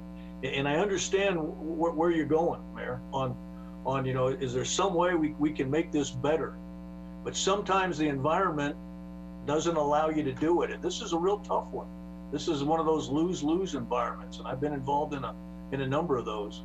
And I think we should proceed from there. But as far as the discussion tonight, I think it's time to wrap it up. No, yes, Ron. You know, along those lines, I think one of the things that came up at the chamber board meeting today was there's an effort going on to produce those public service announcements that was really geared towards the business community, but it's geared for the entire community. I think they even mentioned, I think maybe President Myers was going to be kicking that off. And so if you think about the National Tourism Week video we saw the other day at our meeting that had lots of different folks talking, including yourself, Mayor, if you know something like that we target to different audiences, but specifically to the students that we could send them. Here's what we're doing in Manhattan to make your return safe, and here's a bottle of MHK K-State's hand sanitizer. And when you come back, here's coupons for more types of safety equipment that you can have to do that. And maybe we even, work with some of our distilleries and stuff to produce larger quantities of hand sanitizer and make pumps available or individual packets that you can take and slip in your pocket. Because you don't, as was mentioned, the wash machine stations take a lot of maintenance. So that they stay clean and sanitized. So those are some things that potentially we could do to help with that and or at least potentially use some of the funding to help others do that. There might be, if it's really want to change attitudes, then let's do a marketing campaign to try and meet that in a good way. Yeah, I think we didn't go where the discussion started, but I'm happy. I think it was a very productive discussion. I feel like we are going to be proactive. I do like the way it ended up, and I do feel the actions that Ron had mentioned, as well as Wynn and everybody else on here, is the direction I want us to go. I'd rather have this discussion than not have a conversation at all. And to be part of that PSA program, to make sure not only our students, but our public in general, just like you would do for smoke alarms or seat belts. You know, we have it where RCPD does a little thing every now and then, how to fix your child's seat, car seat, or how do you know, about the smoke detectors. So if we have those types of snippets, those are things the city can do. The packets of hand sanitizers, I think that's a fabulous idea. Throw one in your purse when you go out, you can wipe your hands real quick and move on. I still do think face coverings do have a purpose. And even though we haven't found a great way to push those forward, I do think having a Wildcat face covering that's going to come out of Kansas State University, and now they have all kinds of designer ones, make it a little bit more oriented to our demographic and our community, even if that one says, I love MHK or something, I don't know. But things that make it okay to wear and take out the politics out of it. Because it has been proven over and over again that the mask we are wearing is to protect others. If I wear a mask, it's not doing me any good. It's helping my spit not go on to other people. And Right. That's the purpose of it. And I think this is one of the best discussions we've had. One, because we all disagreed, and two, we came to some kind of a consensus. So that's the best part that could happen, and I'm thrilled. Is it possible, given our ordinance, our resolution, sorry, you got me confused now. Our resolution with the city manager going till June 30th. Now, Ron has some authority to do some things that perhaps we wouldn't need to wait 2 weeks to be, and so, move forward with those types of things with the PSA, any kind of expenditures that it might, in smaller dollar amounts, to get that message out, the sooner the better. There's clearly people that come to mind that aren't as polarizing as any of us in this community, that people that have their name on stadiums and on highways that could potentially market to a certain demographic that is very interested in coming to football games. So I feel like we should go forward with that. As I just wanted to say it out loud, but also make sure that I understand that the city manager has a green light on that type of activity, right? Oh yeah, I'm sure Ron does, and we can discuss it further. I'm just really excited. I think we do well as 5 people who will come from different paths who disagree so much, but I think what's been proposed is very good, very proactive. And I think if things are at arm's length to get hand sanitizers or face masks, whatever it is, the chamber did talk about doing a PSA, and I think we need more of that.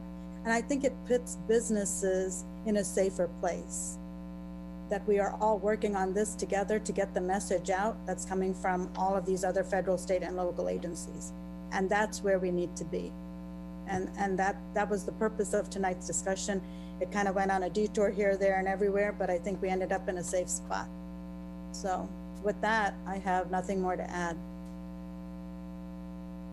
Okay, we can adjourn. Thank you, everyone.